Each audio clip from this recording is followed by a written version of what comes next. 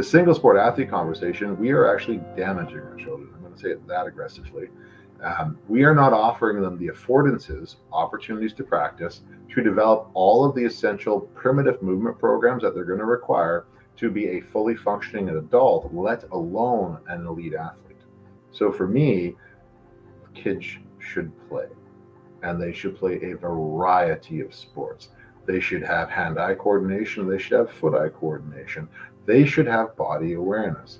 That was Manual Osteopath, sports scientist, and kinesiologist James Wendland. And you are listening to the Up My Hockey podcast with Jason Podollan. Just watch me now.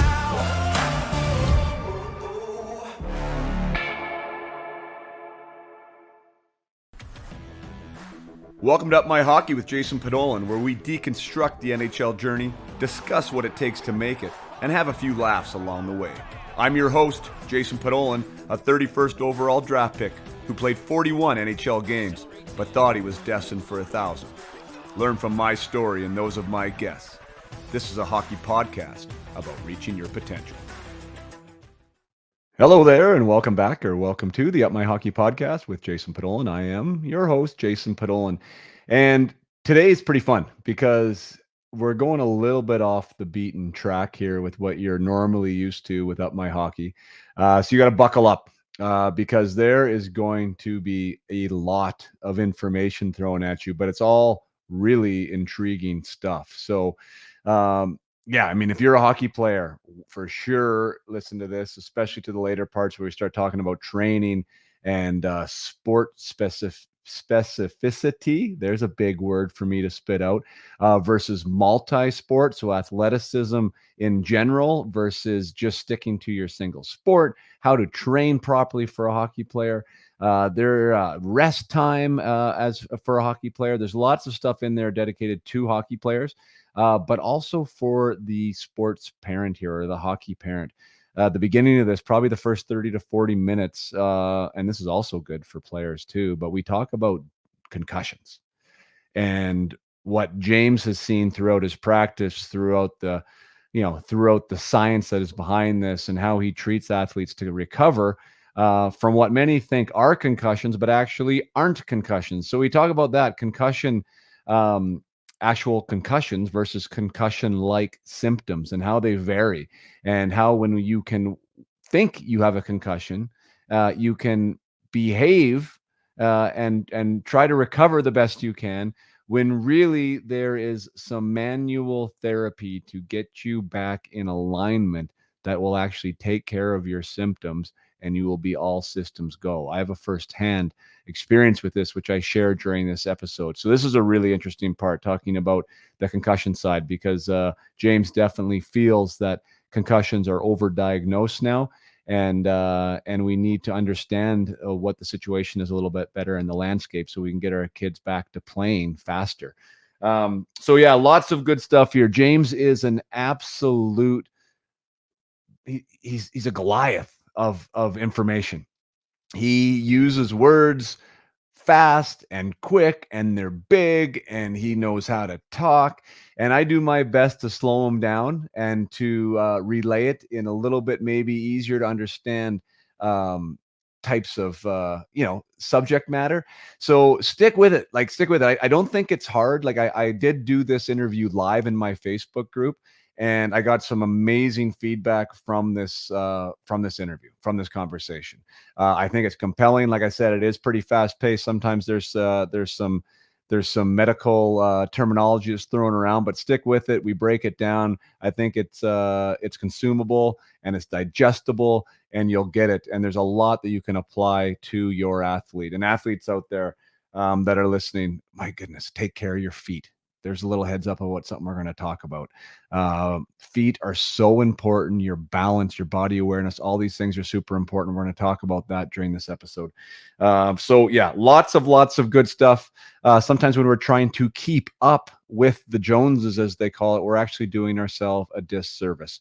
One of the things I do with athletes is helping them understand what their personal operating manual is. I do believe everyone operates differently. Everyone needs a little bit more downtime. Some guys need less. Building a routine in for you as a hockey player, to be your best in season and out of season is an absolute must. So you got to be curious about what's out there. And this is one of those episodes where if you are curious about what's out there, you will find some gems here about how to move forward and make yourself a better hockey player and a better athlete.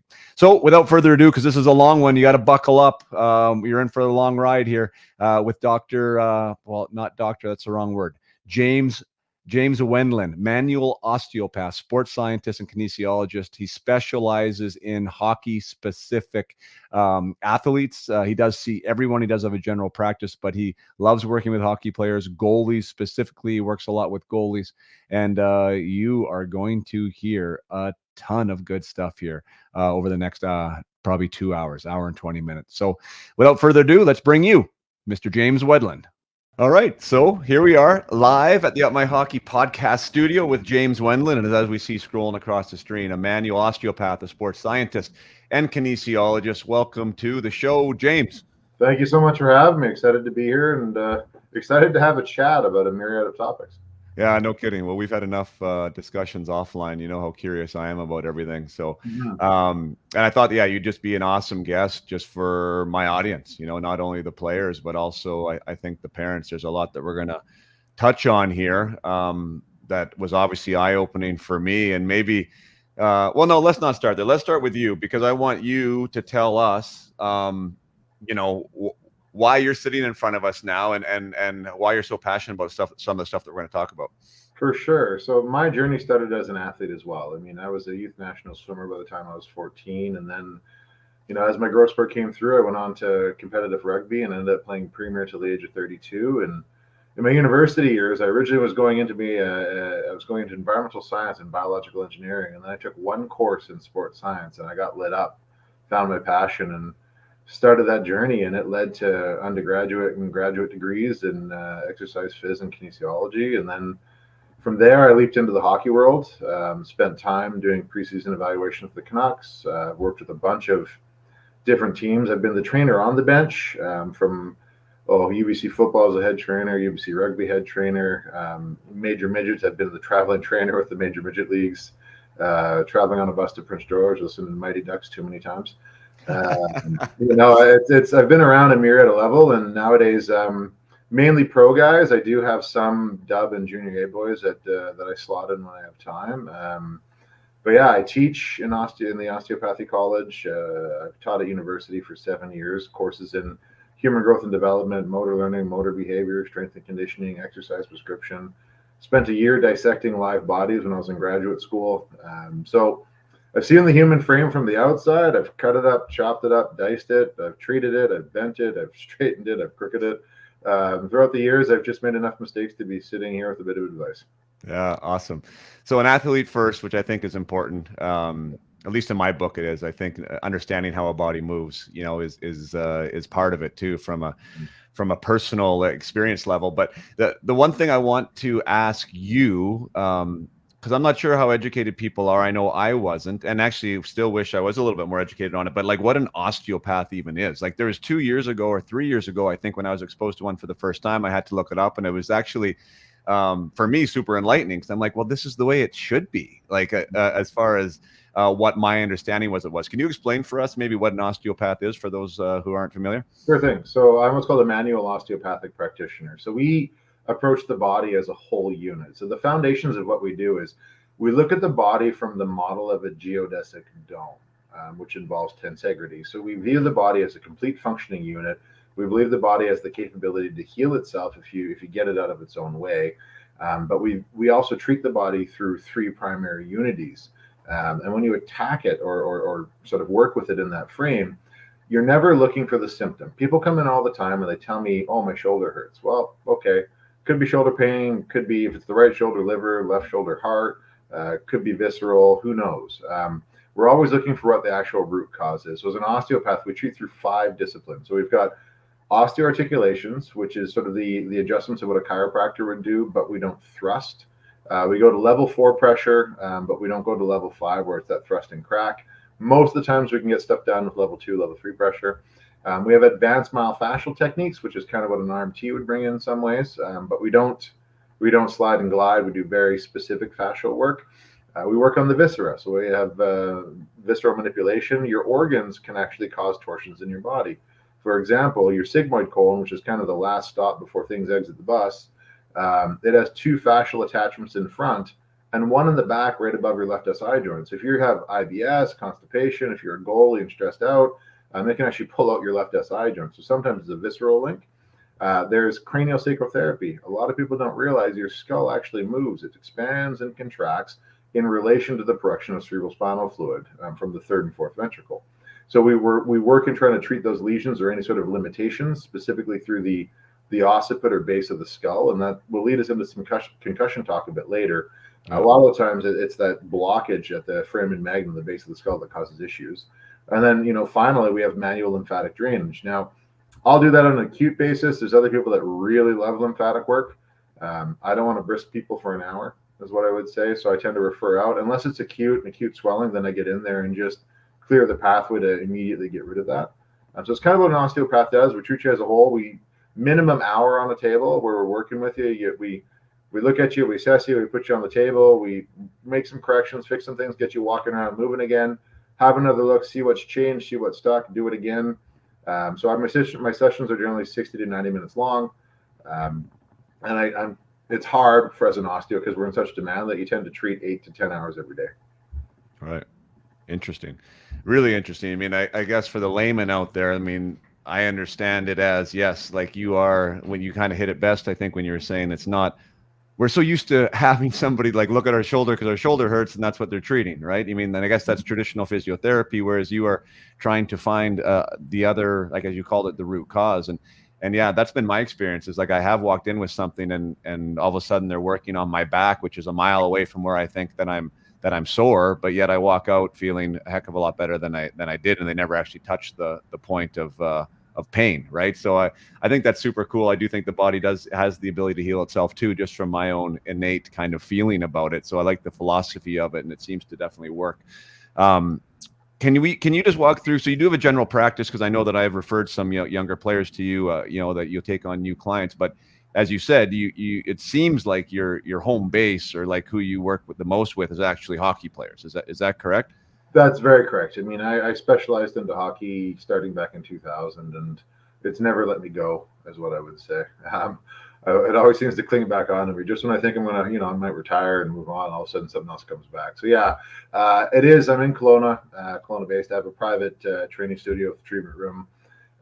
It's only for the clients that I'm working with, because I truly believe once you've set somebody's alignments and done the adjustments, you have to resynapticize them. You have to reprogram them neurologically, which is why I have a gym setting, because I walk through some fundamental, or what we call primitive movement patterns, getting the body to actually adopt the alignments right away. Because ultimately, I'm chasing what I call a sticky treatment. I want somebody fixed and better in 3 to 5 sessions, no more. I would argue it this way: if you're a great practitioner, it's 3 to 5. You don't. There's no such thing as maintenance. You don't need to see somebody twice a year or twice a week for a year to kind of cling on to it. I have some challenges with that type of practice, because I'm going to ask what they're actually doing in their 5, 10, 30-minute session if they're seeing you twice a week. Because the challenge I would have is, I doubt a practitioner would take their car to a mechanic twice a week for a year if it wasn't getting better. But yet we as human beings seem to think that's the normal way. And it goes back to that symptom versus root cause.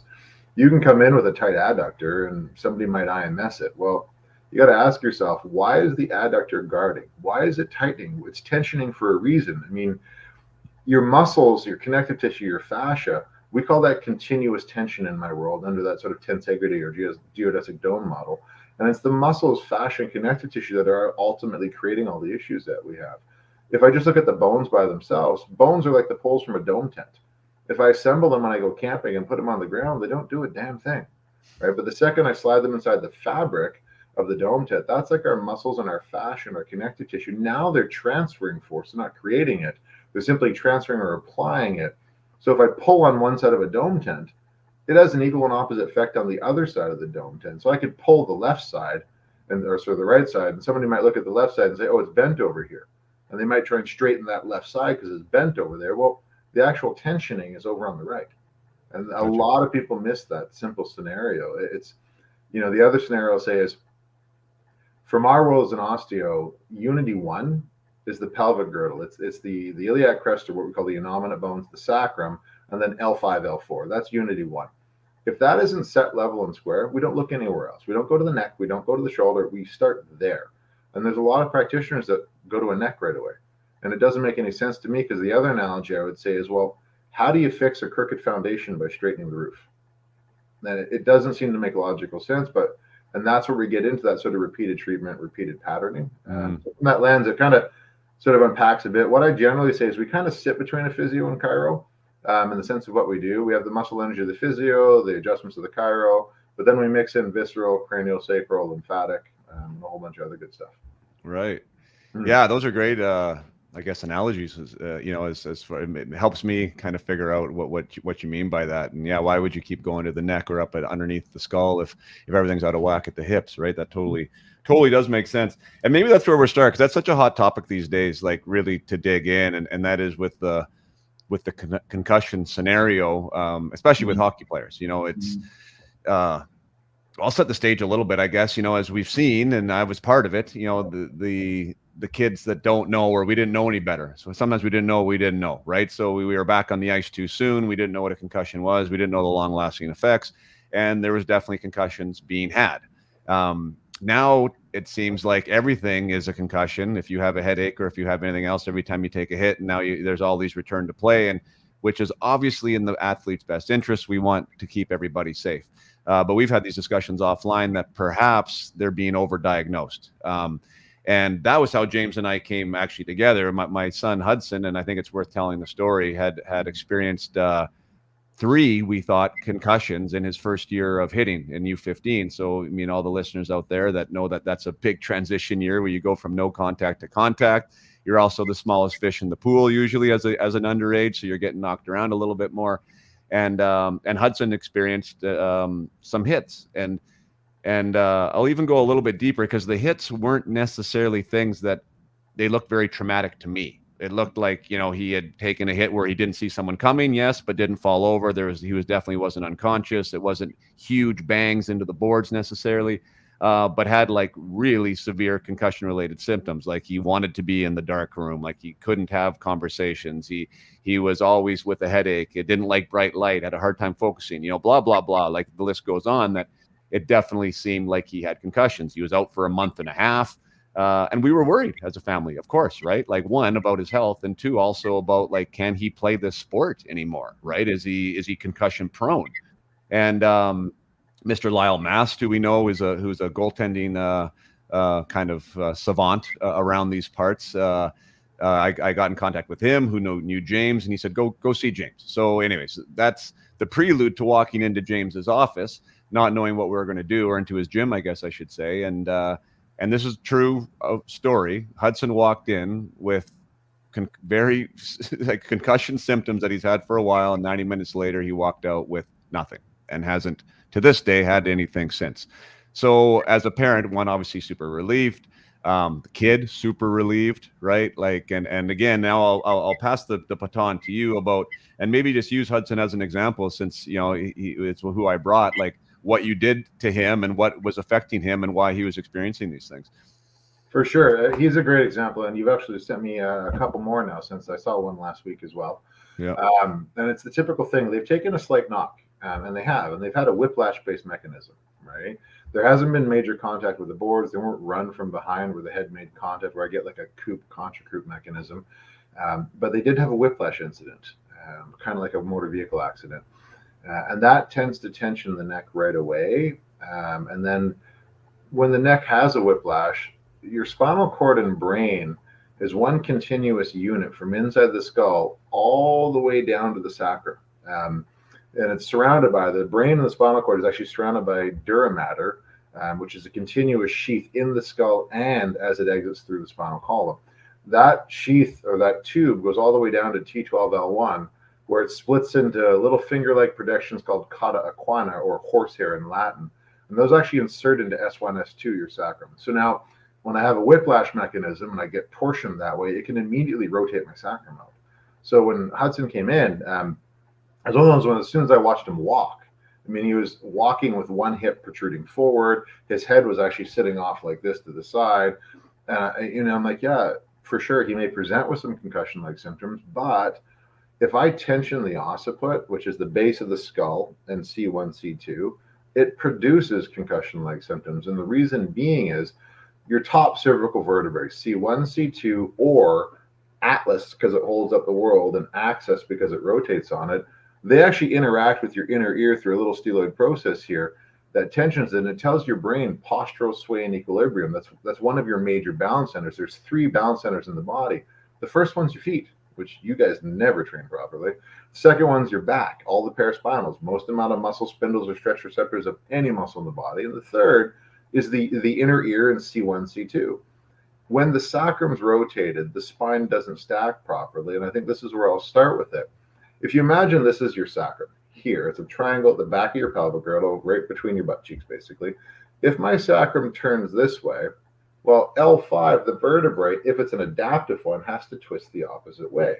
Well, if L5 and the rest of my lumbar spine go one way, my thoracic goes the other way, and then my cervical twists in compensation.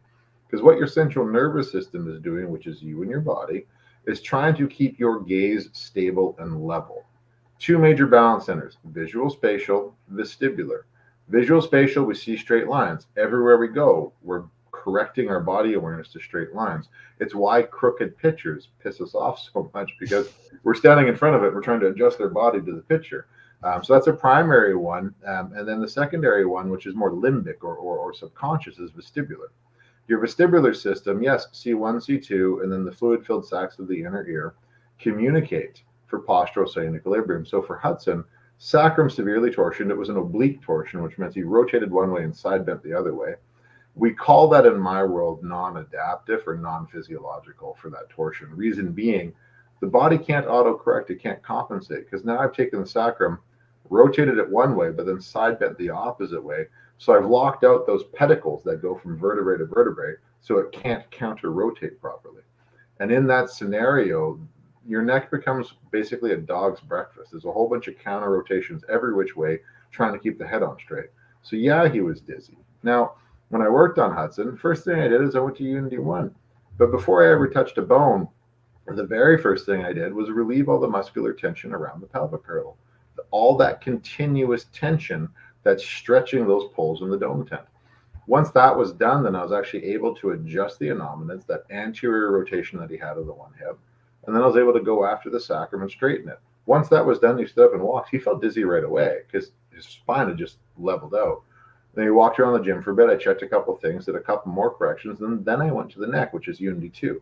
Unity 2 is the skull and the cervical vertebrae down to thoracic vertebrae 4. We call that Unity 2. So we do the bottom end of the stick, then we do the top end of the stick, and he had rotations. And for him, his occiput, so C1, 2, and 3 were right rotated, but then he went the opposite way. C4, C5 went left, and then C6, C7 were right, because of that oblique torsion, he was the non-phys. His neck was trying to do whatever it could to get his eyes straight and level. And in that scenario, you get a tremendous amount of concussion-like symptoms. You get dizziness. It can affect your affinity for light. And the other thing I would say about Hudson, from a cranial side, his sphenoid bone was slightly torsioned the one way. Your sphenoid bone, it's kind of, the wings are just on the outside here. It's kind of sitting up like this inside your skull. We call it the God bone because it houses your pituitary gland.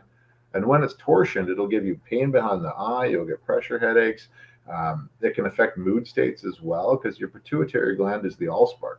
It's the gland that controls every other gland in your body. So we walked through that, and yeah, it was 90 minutes. It takes time. The body is what the body is. I have to wait for it to respond, and I have to wait for it to relax. The central nervous system, it will adjust and it will compensate immediately. So at the end of the treatment, he stood up and yeah, he was fine. But then the magic that we did is all the exercises that came after, all the ball work, all the homework I sent home, because I resynapticized him in the clinic, so his body adopted the new alignment. And then when he went off to play, it was sticky, it stayed. I think I only saw him one more time after that, and then he was pretty good. Yeah, no, he's been good since. Yeah. I just want to reinforce, like, it really was like that. Like, he walked in, headaches feeling not great, hadn't skated, we were worried about whether he could play and win, and like legitimately walked out without symptoms. And obviously, I don't know, I should say obviously, maybe that is a regular occurrence for you. So I mean, I just don't want to like have this be so super hopeful for anyone out there this is going to happen every time, but like it did happen for us, and that's why like obviously turned us into a believer. And that's kind of the thing about like the you use the word sticky, so now it's in my head, like the stickiness with the concussion diagnoses now, right? Because it's super scary for parents trying to take care of these young athletes and for the athletes themselves, and everyone is really worried. How do you tell the difference? Like how would you help somebody right now, or suggest like it is or it isn't from a parental standpoint? Well, first off, and this is going to be a harder conversation for some practitioners, but you got to actually look for qualified people, and that means people that are actually specialists in concussion, not ones that have done a weekend course. So there's the leading concussion specialist in Canada is actually based in Kelowna. His name is Dr. David Ryan. Okay, he started Brain Trust. Brain Trust is a organization specifically targeting youth and concussions because of all the misinformation that's out there. So let's start with the computer programs. A lot of players are diagnosed by a computer program. Well, the computer program is going to be dependent upon the explanation given to the child, the practitioner delivering that test, the room that they're in when they're receiving the test, the alternate stimulation they're getting, the level of anxiety walking into a new place. And ultimately, there's a lot of people that are saying they're concussion specialists or offering concussion testing based on a computer program that don't have any sort of formal sort of post-secondary specialties into this one. So I always digress. I mean, for me, Brain Trust is a great organization specifically for youth to help you. And when you actually look at the research on concussions, it's opposite of what we're currently doing. So when it comes to brain rest, and if you follow any of the research around Dr. David Ryan, all the stuff that he does, brain rest is max. And if you truly have a concussion, like there's been a loss of consciousness, there's nausea, vomiting, all the other good stuff, it's 2 days brain rest. That's all you get, 2 days. And then you got to be on it right away. Otherwise, the brain starts to synapticize to these alternative alignments and alternative patterning. And then you end up with something that's chronic that was never really a concussion, but it's sort of that the beliefs and the adaptations of behavior around concussion, right? And that's where we get lost in the weeds a bit. So if somebody just gets hit, right, and there's no shoulder to the head, it just has a little bit of a whiplash. I mean, sure, if it's hard enough, like if you're hit with a Mack truck, it's going to give you some brain issues. Anytime that the brain smacks back and forth, I mean, ultimately your brain's just a big bowl of custard, or a ball of custard inside a bowl, I should say. The only thing that makes it rigid and stable is the dura mater. So if it smacks against the skull, sure, it can produce a concussion. However, how we go about diagnosing it is incorrect. So prior to giving a child a test, I might want to landmark on his hips and see if they're set, level, and square. I might want to place my fingers on his ears and see if they're crooked, because if they are crooked, the test's invalid. I shouldn't be doing it. And this is where the education of those practitioners come in. And I know there's a lot of chiropractors that do it. There's a lot of physios that do it. Some are great, some aren't. It's a matter of the awareness of the parent to ask better questions, to say, okay, well, prior to doing this testing, what instruction are you going to give my child? Prior to this testing, what assessments are you going to do on my child from a physical basis to ensure that alignments are sound before beginning the program? And that's so just, if I'm going to just cut in quickly. So are you talking about like the like when you're supposed to not have had a concussion? That's what a lot of these teams are doing now, like a concussion normal test. And then if you do get a hit, then you go and you take the same test again and see if your scores are different. Is that what you're? Yeah, there's tests like that they're using all the time for screening, right? A lot of times it's the team trainer. So like we've got a boy that we share that I think I'm seeing Thursday next week now. He apparently has had 3 concussions, and so he came to me after the one from you. I mean, he plays junior A here in BC. The challenge was it wasn't. He was so rotated, his head was so off, and he'd done the concussion screening test like 2 days before, failed it miserably because he couldn't even track. Like, I mean, obviously, Lyle Mast and I work together quite a bit. I use the goggles. I use them in concussion recovery specifically because it's great for retraining gaze and stability. So I worked with this gentleman. I set his alignments, and then I did a bunch of sort of post-concussive drills, or you would say, or just basically gaze stability drills. And he went back that day and had no nausea, no nothing. He could exercise. Everything was fine. But the trainer wouldn't put him back in. The trainer left him out because he had that one failed test. I asked him to get retested right away, because if he would have had the test fail set alignments, done the gait stability, retest with the same test, you would have seen a pass. And that's the challenge I have is these tests we're using, they're a great tool and resource if the tester is properly trained and gives the test under the same way, the same time, and same conditions. And that's where we get that test retest reliability. And this comes out of my graduate work. It's like you can have tester reliability issues where the test may be sound, but the person delivering it alters its effect because of their instruction or their lack of information or education. Gotcha. That's where we run into trouble a lot of times, is that sort of the tester reliability is one, and the test retest. If I have the test on the road in the back of a bus as I'm traveling versus a test in a room where the noise is controlled, well, that there's no intertest reliability, there's no test retest reliability whatsoever. Right. So that's where we're running into some trouble. And then I guess just for, again, maybe to keep it a little bit simpler and speaking to parents who are listening, like if the brain is a fairly difficult thing to injure just by design, correct? Like to actually, and a concussion is like by definition a brain injury, right? So the brain is hurt, and because the brain is hurt or bruised, you are going to get these, these memory loss issues. You're going to experience nausea. You're going to have the headaches. Like all these things are like the symptomology is pretty similar, right? But the symptomology is also very similar if your neck is out or if your hips are out. So like, so in taking that and unpacking that, and being super general, like you definitely don't have to be unconscious to have experienced a concussion, correct? No, we don't. So a loss of consciousness is instantly a grade 3. Any loss of consciousness for any length of time is a grade 3 concussion. It is severe. That is a TBI. Okay. Gotcha. Now, level 1 or grade 1 concussions, I mean, it is a minor hit, and then they're diagnosing tracking issues. I mean, you're going to look at the cranial nerves, and I mean, any therapist worth of salt can assess the cranial nerves relatively within 5-6 minutes, go through everything, right? It's like if I can stick my tongue out, there's a cranial nerve. If I can move my eyes side to side, there's abducens. If I can look upwards, there's ocular motor, right? If I can smell, well, there's olfactory, right? If I can do convergence, divergence, and I can see light, well, there's optic and a couple others. So there's tons of stuff we can test and see, but you need to understand what you're looking for. Now, your visual center in the brain is actually at the back of the skull. It's sitting back here. So if I have that coop and then my head flings back and I hit the ice contra coop, yeah, then I can get into a level 1, level 2 where there might not be a loss of consciousness, and then my tracking can be affected, such that when I'm moving a line across and I'm tracking it, you might see one eyeball drop down, come back up, because the ocular motor that controls all the upwards movements gives out for a moment and comes back on. And that's where players have some trouble. Same time, nausea, dizziness, headaches, that can actually come from a sacral torsion or an occipital rotation, right? So is it a chicken or the egg? And what I always say is, well, why don't we start with alignments first and then test and see? Come from a place of what's called homeostasis. Put the body back in the alignment it's supposed to have and then start testing it, versus, the analogy I would say is this one. Well, if I know my car leaks oil, right? Well, and I know the idle's off, wouldn't I fix it before I go try and putting on a dyno for horsepower or a dyno for horsepower? Like Right. it makes logical sense. Our body's the same way. Put it back into alignment and then test and see, right? And the body will recover. It will adapt.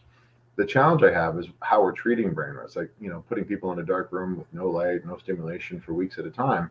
It's contraindicated in the latest literature. The latest literature done by some people way smarter than me.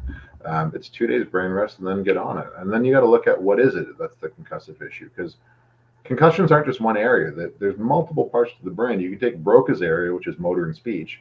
If that area is affected, well, yeah, motor control and speech can't be affected. Well, there's other areas, right? So you've got your cardiovascular center that could be affected. Well, then you might get a vasovagal dysyncope with exercise. Your diastolic blood pressure drops and produces dizziness. Well, that's a specific rehab modality where you do thresholding. You take them up to the level where symptoms are about to occur, then stop and come back down. That's one area. Now, if it's the visual spatial center and the eyes are dropping out, well, then they need vision therapy or gaze stability work. Challenge is what I'm finding in our industry is everyone's they specialize in just one thing, and that's their thing.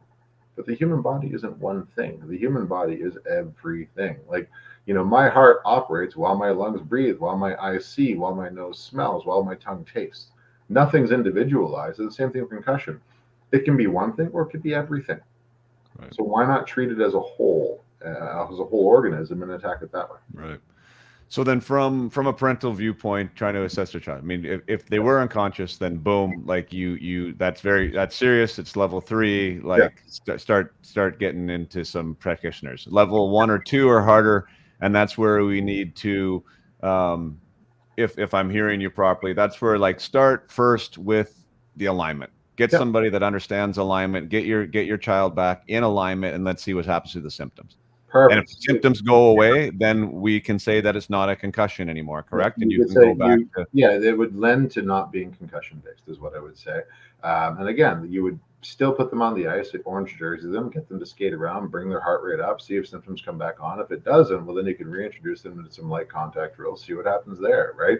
Still have a return to play protocol, but at the same time, get on the alignments immediately, especially with the whiplash based incident. Because if I get hit, my neck goes whack. Well, yeah, it's rotated instantly. Yes, my brain would have spun. But my brain is surrounded by cerebral spinal fluid, and it has 3 different layers on it. There's an arachnoid space, subarachnoid. There's all these different layers, and there's fluid there that cushion and protects it, right? So it is a well-housed unit, is what I would say.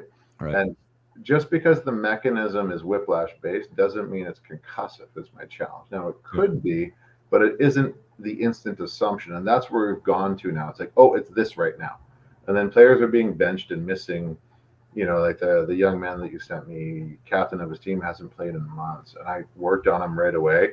I had him on the ball. I had him on the rocker board. I had him doing gaze work. If he was concussed, he would have thrown up. He was fine, walked out of there fine. It was literally just torsions in his body that was able to clear up so his brain could start feeling equilibrium again equally. Right.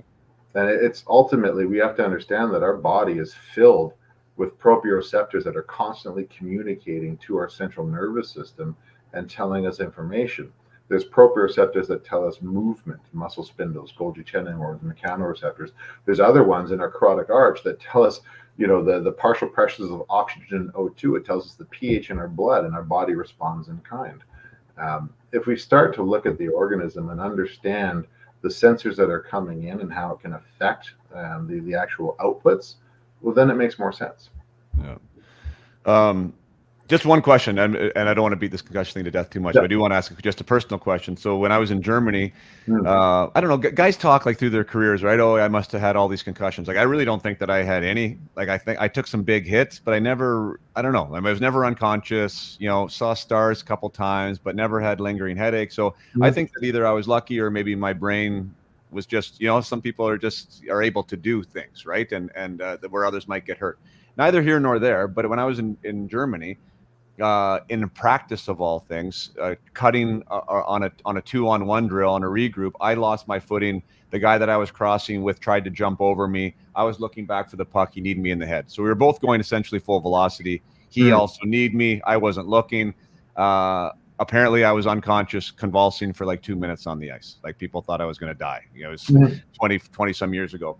And anyways, long recovery from that. Nobody touched my hips. Nobody looked at my neck. Nobody did anything, right? It was all symptom based. A lot of pressure from the coach to come back. That's not the point of my question. But the point of my question is, when I did come back, and ever since, there was one scenario where I took a hit, saw it coming. It was an absolutely nothing hit. I didn't lose consciousness at that point, but then I reverted straight back to like concussion symptoms. And that was quite scary for me. It was one of the reasons why I actually got out of the game, because I thought that I was now prone to it, right? Like, it was quite scary. And ever since then, if I ever do a somersault, or if anything like that, inversion of any type, like, gets me super dizzy, and I never had that before. Mm. Just from that outlay, like, are you more prone once you've had one? Is that a thing, or how would you assess me and like where I'm at 47 now? Well, with a major concussion, technically speaking, the research does support that you can be more prone to having one again. And now, that's based off normative data. And problem with that one is, you have to look at it. Like, there's been studies out there on drinking where they say that, reducing drinking down to 1 glass a day makes you live longer. Well, the subject group in that study was alcoholics. So yes, reducing it made them live longer because they were alcoholics. Well, concussions, I mean, just because I had a few, and I've had some majors. I mean, I played rugby until I was 32. ran into a scrum once and took a knee right off the forehead as I was trying to blow it up. And I don't remember much, but apparently I kept on running up and down the sideline asking why the game had started and why I wasn't playing. And they kept on making me run up and down the sideline because they're trying to watch the lucid period when I came out of it. And apparently it was a good 15 minutes of me going back, forgetting everything, asking the same question again. So yeah, I was concussed. But I got back to playing, and I kept on hitting. I kept on having issues. And for me, my recovery was pretty quick in the sense of like I was on the right stuff right away, because this is when, I mean, I was already in grad school. I'd already been researching. I understood the frame, and I got on stuff right away. For you, I mean, that would have created a torsion in your body. And I'm not going to, that's an instant unconscious convulsing. You were concussed. It's a level 3. Okay. No arguments.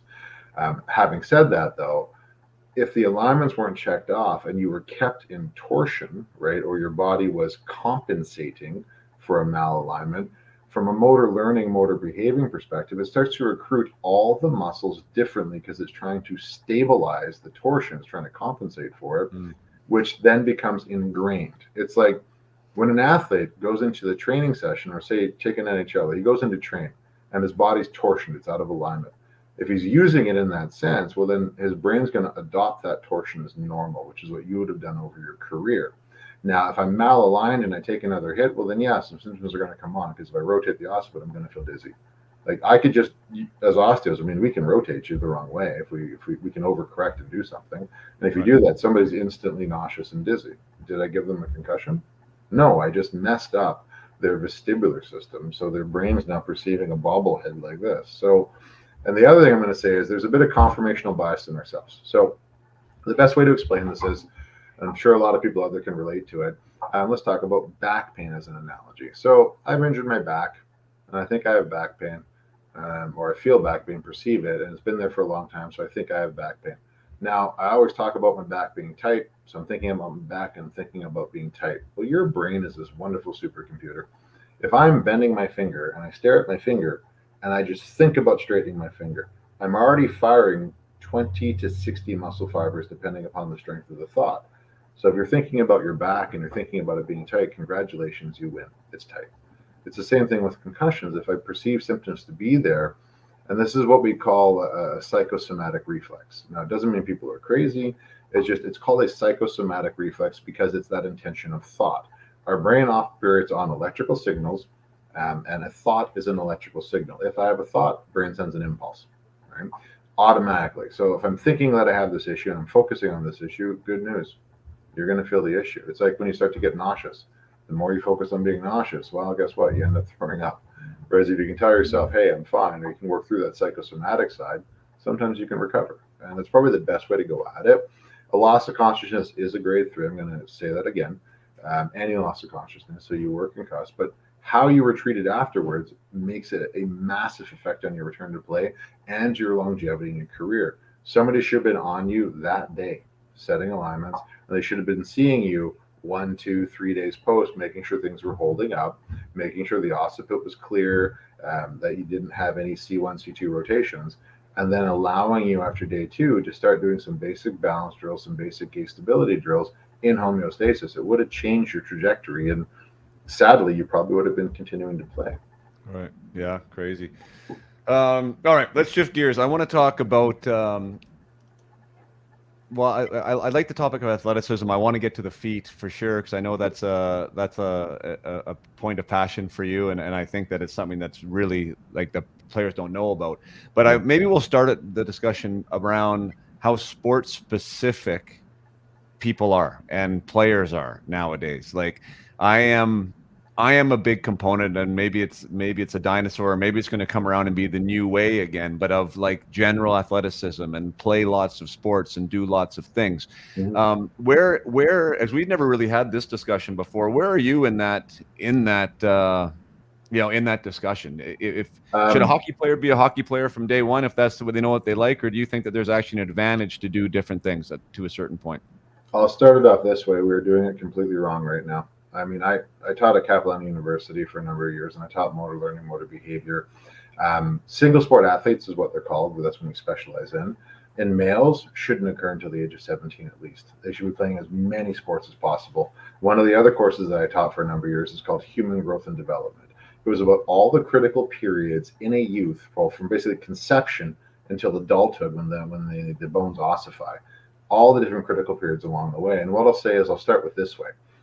If I'm not using a motor pathway, and a motor pathway is a specific program that my brain has to recruit tissues in a certain way, how I throw a baseball overhand, how I throw a baseball underhand, how I kick a soccer ball, those are all motor programs.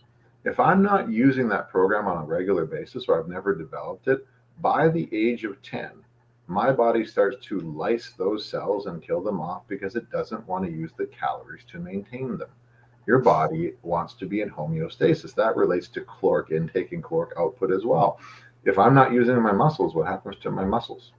They atrophy, right? If I'm not using my brain, what happens to my brain? It atrophies. It's the same way with motor programs. So the single sport athlete conversation, we are actually damaging our children. I'm going to say it that aggressively. We are not offering them the affordances, opportunities to practice, to develop all of the essential primitive movement programs that they're going to require to be a fully functioning adult, let alone an elite athlete. So for me, kids should play, and they should play a variety of sports. They should have hand-eye coordination. They should have foot-eye coordination. They should have body awareness. Now, this conversation will lead me down a rabbit hole that'll get a few people. Should a child be using weights during puberty or prior to puberty? And my answer would be, well, if they can stand on one foot with their eyes closed, you can introduce them. But if they can't stand on their foot with their eyes closed, then why would you give them a damn dumbbell? They can't even control their own body weight. So the fundamental focus of a child as they're developing should be the quality of the movement, the quality of the motor program, which you can then load in later years after the child has stopped growing like a rubber band. You have to manage, so girls hit puberty 12 to 14. That's kind of their range. Between that timelines, they're growing the fastest they're ever going to grow. They're accruing the most amount of bone mineral mass they're ever going to get. So basically, every month and a half, they're like Bambi with a fresh set of legs. Yet instead of working on body awareness, stability, primitive movement programs, we're giving them weights. They don't even know how to control their alignments. Now we're weighting their frame, which is incorrect. And then they're not given the opportunities for multiple sports. So a hockey player, well, why don't they play handball or soccer to benefit their sport? Think of the hand-eye coordination in handball alone. What about tennis? Lateral movement for a skater.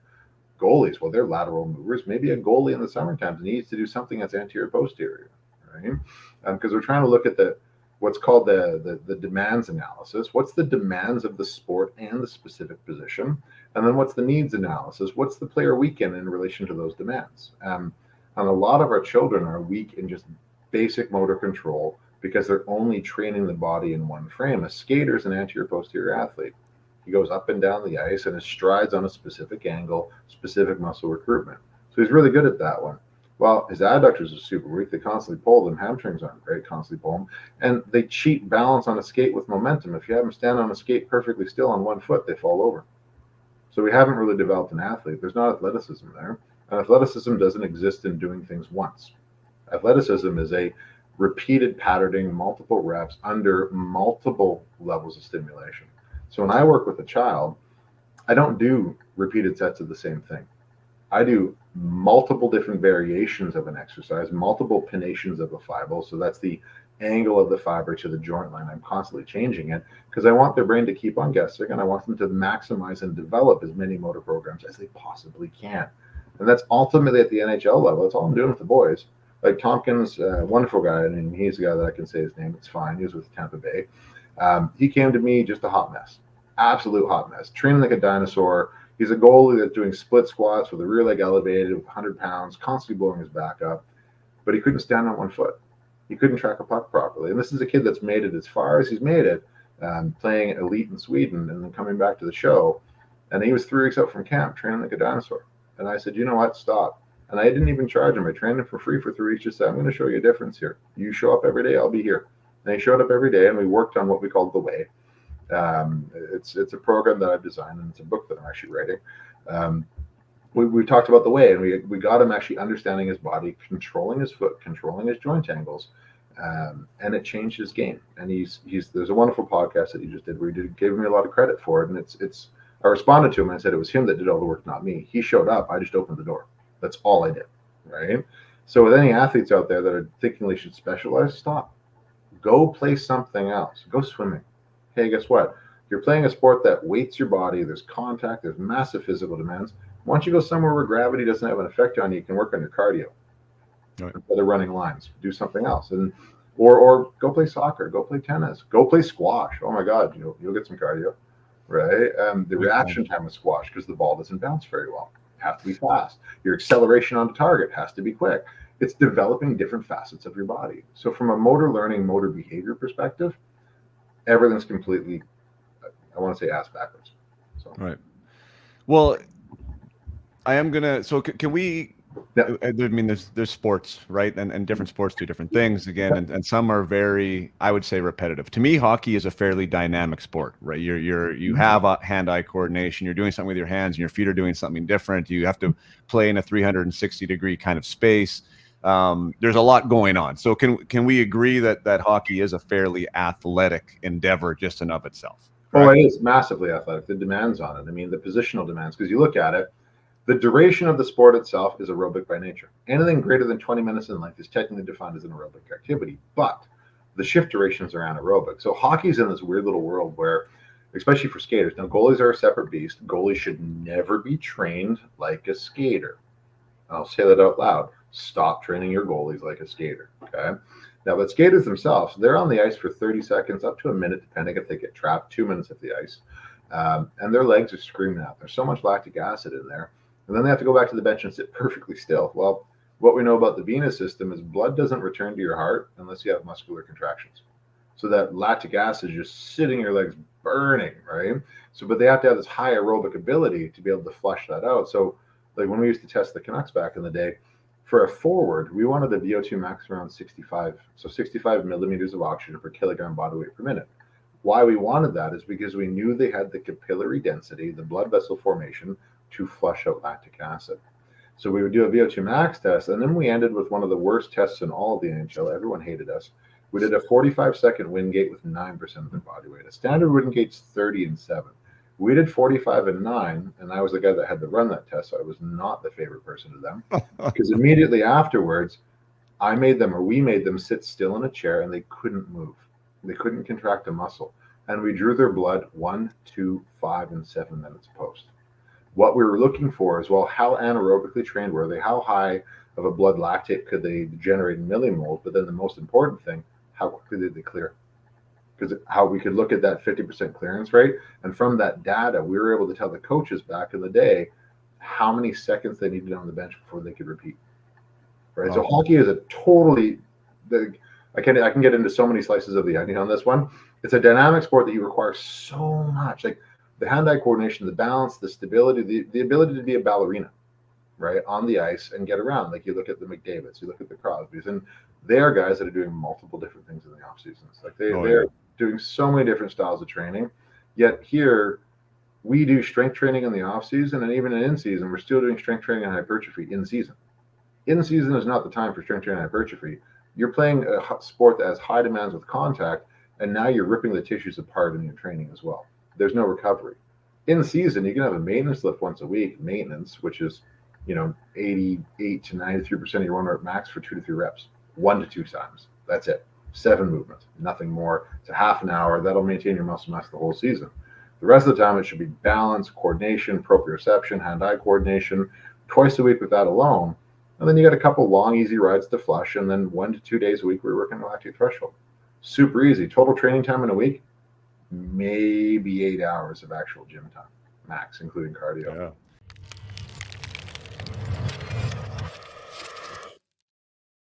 Thank you for being here. Like I said in the opener, that this episode was live in my parent group, the Facebook parent group called Up My Hockey. So sometimes I do that there. The Connor Geeky episode, we went live on YouTube, on my YouTube channel, Up My Hockey, and also on Instagram. But for hockey parents out there, the Up My Hockey parent group on Facebook is a gem. 2,700 members and growing. We talk about mindset. We talk about personal development for athletes. We share tidbits from the interview and have weekly questions, and we just support each other. The journey of hockey is difficult to navigate if you've not gone through it, and even if you have gone through it, as a parent, the whole thing changes. Like, how do we best support the enjoyment of our athlete, the mental fitness of our athlete, the goal chasing of our athlete, the journey?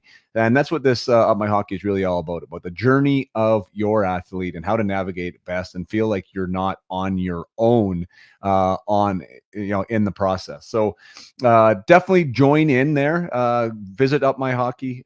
It's Up My Hockey Parent Group is the name of it. So if you search that, and you do have to answer a couple questions to join, it's not a public group, it's a private group. We want to make sure that you are actually a hockey parent with good intentions.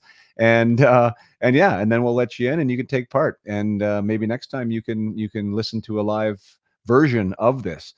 James was kind enough, after, if you are intrigued by what we are talking about, James said he would come back inside the parent group for a Q&A. So if anyone has any questions, James at Wendland.ca, that's WENDLAND.ca. You can fire questions at him directly, or you can fire them to me at jason@upmyhockey.com.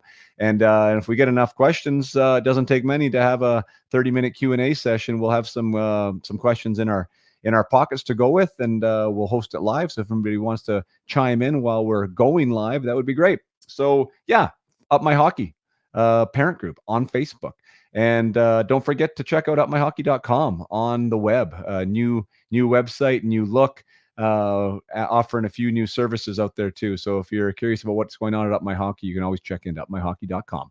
Now let's get back to the episode with James Wendland.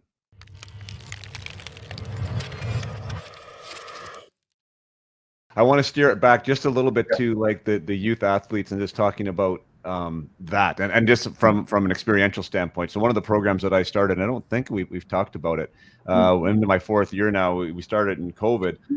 I just called it Up My Hockey Academy. So it's not sanctioned by the school district at all. It's just something that I was like, well, one, I thought that there was a couple gaps, and I'll get into them. I don't think physical education, like PE in schools now, is not anywhere close to what it was. And I'm not saying that they had it right when we were in school, but at least you were learning a sport, like, and you would learn the fundamentals of the sport, and there were qualified people doing it. Like now it seems like it's handball and or dodgeball or whatever. Like they're just playing games essentially, right? Like just to get them out of the classroom. At least that's our experience in the school. So I was a little bit put off by the physical education experience that we were seeing here. And then also like the lack of competitiveness, that you're not, like, if you're good, if they did actually play a game and you're good at it, you're not allowed to try very hard because everyone else needs to feel comfortable, right? So like all that was driving me nuts.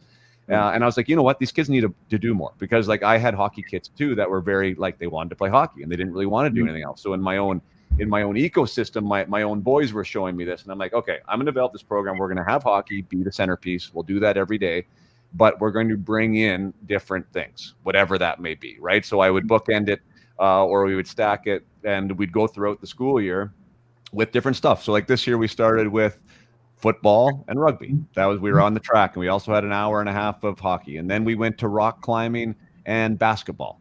And now we're doing volleyball and aquatics, right? And so I love it. I think the kids love it. And why I love it, one, is because, to your point about talking about what kids can't do, like going back to football, like kids didn't know how to fall to the ground, even. Like, let's break it down to that. Like, did not know how to fall to the ground.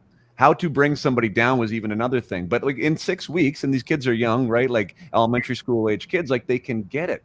But it's just so crazy to see how limited their experience is from a physical standpoint. Just with like, how their nature is now. Like, we usually are in houses. Nobody's out playing.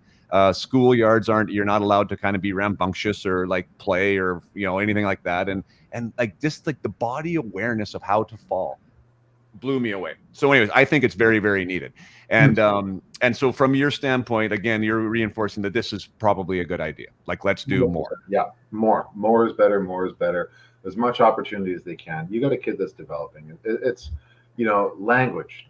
Part of the age of 2, up to the age of 2, that's the critical period for language. Introduce as many as you can, right?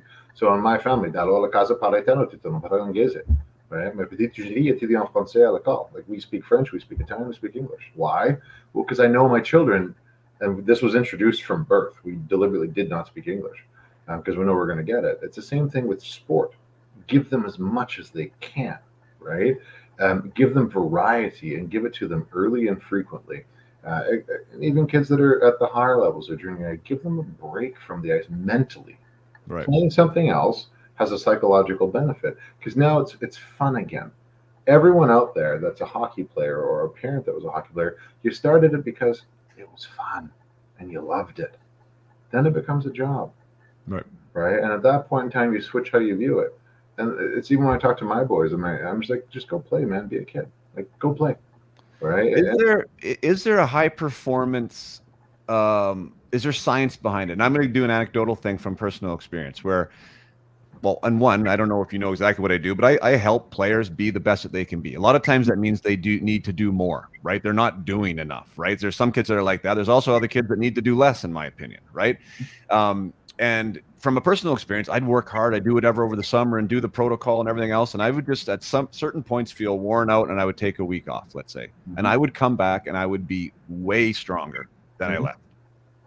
So that's called periodization. You're literally touching on periodization. So you should have periods of what's called active rest every 3 to 4 weeks of training.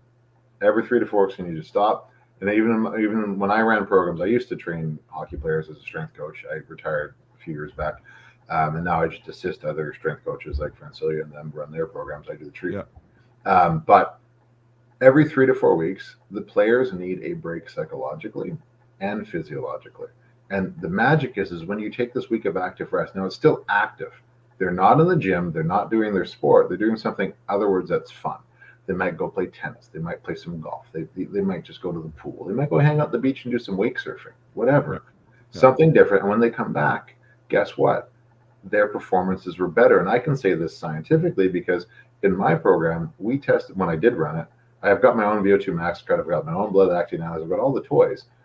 We retested them on the Thursday of after that active rest week. And every single player, every single time we retested after rest week was better on all measures, on all data. Because the active rest allowed their body to adapt and recover, and it allowed their brain psychologically to adapt and recover. The sentence goes like this: when I'm training in off season, physiological adaptation only occurs at rest. If I'm moving, my body's taking adenosine triphosphate, ATP, and putting it towards movement. Recovery, well, ATP is your currency, it's your money, it's your savings account to make your body work. To recover, it takes ATP. To digest food, it takes ATP, right? To just pump potassium and sodium in and out of a muscle, it takes ATP. And that's what makes muscular contraction. So if we don't have those active rest weeks, our tissues don't adapt. And we get into, which is what we call the alarm phase. So it's about overreaching, overtraining is where we're kind of dancing to. So overreaching is the first sign of overtraining. It's when your mood state towards the gym changes. You're like, I don't want to work out today. This really sucks. I hate this. I don't want to do it. That's overreaching. Overtraining is when your body starts to fail, that exhaustion point. And how that works is we have something called the alarm phase, or it's a modeling where you imagine you've got a graph. I introduce a new stimulus. All of a sudden, my body's super sore. An alarm goes off. And then all of a sudden, I've got increased pain for a bit. But if I do it properly and I allow myself the rest and recovery, I normalize out at that new level where that stimulus no longer hurts me. Now, if I don't do it properly and you keep on pushing because more is better, I hit a stage called exhaustion, where my body quits physically, psychologically, and the tissues end up with sometimes irreparable damage. You can tear a muscle, you can tear a tendon. Right? There's lots that can occur. And I mean, there's numerous examples of players I can give with this one where they've done this exact behavior, and then it's ended their careers. So as far as maybe I can unpack this a little different. So Sure. if you, let's say hockey players on the ice, or training what they think they should be training. Now we're saying go do something else. Like don't do nothing. But when you're doing that something else, let's say it is tennis, like you said, like the muscles you are recruiting are different muscles and they're firing in a different way. So you are getting the rest that you're talking about, right? For the sport specific scenario that you're doing, your hips or maybe your groins are taking a break, like whatever is happening there could be in that recovery mode, yet you are still being active. And so you can come back, and because your body has had the chance to heal, you could feel stronger in your sport by not working at it. 100%. That's exactly correct. That is just science in action. Like it's right. I taught strength and conditioning at university. This is literally the research. These are the textbooks. When you periodize a plan, every fourth or fifth week or third or fourth week, depending on intensity. If I'm doing power training or speed power, that's only 3 weeks long max, because otherwise you'll tear something, right? Then you get active rest. Now, when you do this, your tissues are better, you're stronger, you're faster. It's like with marathoners, when we work with them, the sentence we have to say to them is, listen, to go faster, you got to go slower. And a lot of people they have a hard time with that one, because they no, I just got to push more. I said, no, back off the gas pedal, take it off red line, let your engine recover and cool down a bit. You're going to go faster in the long run. Yeah. So now for those people out there, okay, so unpacking. So as a youth, you want to do as much as you can because you are creating these motor pathways. You're creating more athleticism. You're creating a better awareness of your body, which obviously, even if you just want to be a hockey player, that's gonna not only allow your body to react in different scenarios better. I always say too, just about the strategies of other sports. So you can understand the complexities of your sport, how to attack, how to defend is going to be better. I think you're going to have a greater understanding of your own game through exposure to other things. So if that is all true, how about from an injury prevention side? Is there a reason to believe that not doing this all the time, or being more athletic and experience different angles of motion and force, that you might be helping yourself in the long run in your sport of staying healthier? 100%. I mean, anytime. So I'm going to pack it this way. So let's start with the ankle joint. Let's just take that as an example, because this will lead me into my wonderful love for feet. So the ankle joint itself, well, in the actual capsule and ligaments, we have 4 different types of mechanoreceptors, 2 fast acting, 2 slow acting. They're constantly communicating to my brain, telling it capsule stretch, ligament stretch, and joint position. Now, if I'm in a skate that's laced up and tight, and I'm constantly going mainly anterior posterior, there's some lateral, but mainly anterior posterior as a primary modality, I'm never really experiencing a ton of inversion eversion. So I'm technically more likely to roll my ankle. Whereas if I mix that movement into with a lateral sport, such as a racket-based sport, or maybe put them on the goaltending speed with looser skates and have them move side to side. Now I'm experiencing those different joint angles, so my brain starts to understand those mechanoreceptors. They start to perceive them. They start to realize when it's 5 degrees versus 10 degrees, or when it's 3 degrees versus 30, where I rip a ligament, right? So there is some benefits that way, just from body awareness. So in my field, so in kinesiology, we call it kinesthesia, right? Or the awareness of my body in space. Proprioception is another word that gets thrown in there. But if I'm not offering the human frame as many opportunities to learn as many different joint angles as possible, it's not learning how to recruit or stabilize those joints properly, which then puts me at risk of injury. Now, where this goes is we have 3 different types of muscle groups. There's an agonist, which directly produces the motion. Then there's an antagonist that directly opposes that motion. My quads straighten my knee. My hamstrings oppose straightening the knee. Now, then there's synergists. Synergists are these wonderful little guys that they don't directly produce the motion. They'll aid in it possibly, or they might stabilize the joint structure to protect it. If I don't experience rotational loads and unstable loads, I never develop my synergist properly. And this is where you get athletes where, I had a guy from the West Side Warriors come in for the first time, and I was just trying to show him how undeveloped his anterior and posterior slings are from a body awareness. So I had him stand on one foot, put his hands like this, and I used my pinky fingers. And this is why I get called pinky by a couple of NHL goalies, because I told him exactly what I was going to do. I said, okay, I'm going to push this way on your hands, and you're going to resist, and I'm going to count to 3. I'm going to say the word switch, and then I'm going to switch my hands and push this way. He had all the information, knew exactly what I was going to do. So I pushed this through 3. I said switch, and I just touched, and with my pinky finger, I could spin the 6'4" guy around in a circle and hold him there, and he couldn't counter it. He couldn't push back because his brain had no idea how to recruit his fascial slings to stabilize against the force, which means he's at a great risk of injury. And this goes into some of the conversations, players that can take force and players that can't. Learning how to absorb force is a fascial sling-based issue.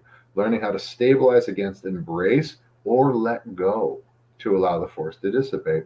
If I don't have a great awareness of the slings in the human frame, my ability to absorb force is poor, right? My risk of injury is higher. If I don't have good awareness around my joints, the synergists that stabilize them, and then the proprioceptors that are telling my brain where the angles are, I'm more likely to be injured, right? And that's where we get into it that way. It's when you understand the human frame from a neurological level, you see where the benefits for injury prevention come from.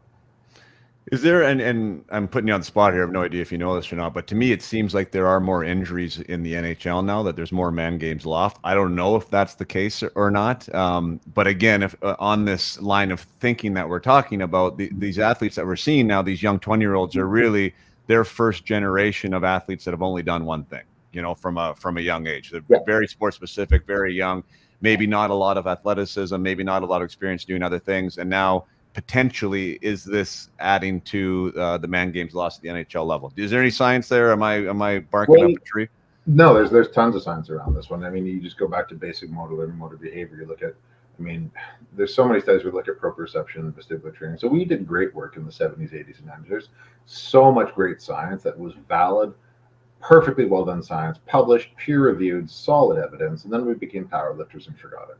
Right. And now we're still trying to recover from that aspect alone, moving something once heavy with really bad joint angles that have zero transference. So I'll talk about it from this lens. So there's quite a few studies out there where they look at athleticism in relation to training modalities. Now, what they've done is they've taken basic athletic tests, so T-test, beep test, all these different things, vertical jump, and they take people that are trained in specific modalities and have them do the test to see who was more athletic. Now, of this, they had powerlifters, they had bodybuilders, endurance athletes, they had, anaerobic athletes, everything else. Now, the worst athlete of all in any sort of athleticism was the powerlifter. And when they went back and they did the meta-analysis for it, what they found was the joint angles used to actually lift those weights do not transfer to athletic performance. There's no transference from the training modality to athleticism. Why that is the second I open my feet up, I unlock the tarsals of my foot. If I unlock the tarsals, I don't have a stable lever to push off of. I can't cut, I can't jump, I can't run. Now, bodybuilders, which isolate muscle groups for sport or for sort of aesthetic sports, is what I would say, performed far better than a powerlifter did. Even though the powerlifter is using full body movement, the kinetic chain, or the way he's recruiting his kinetic chain, doesn't transfer to athletic performance. The bodybuilder scored better. Now, obviously, athletes that were in sort of multidimensional sports that required both upper lower body coordination and hand-eye coordination, they scored the best, right? But having said that, there's still opportunities for improvement on every front. So athleticism in today's world is diminishing because we are so focused on one thing that we're missing out on demands, right? So let's talk about vision on the ice, because I hear this sentence a lot. Oh, he's got great vision. What does it actually mean? What does vision mean? Does he see better than the other person? Does he have 20/15, 20/10, and the other guy's got 150/20? Is that what we're talking about?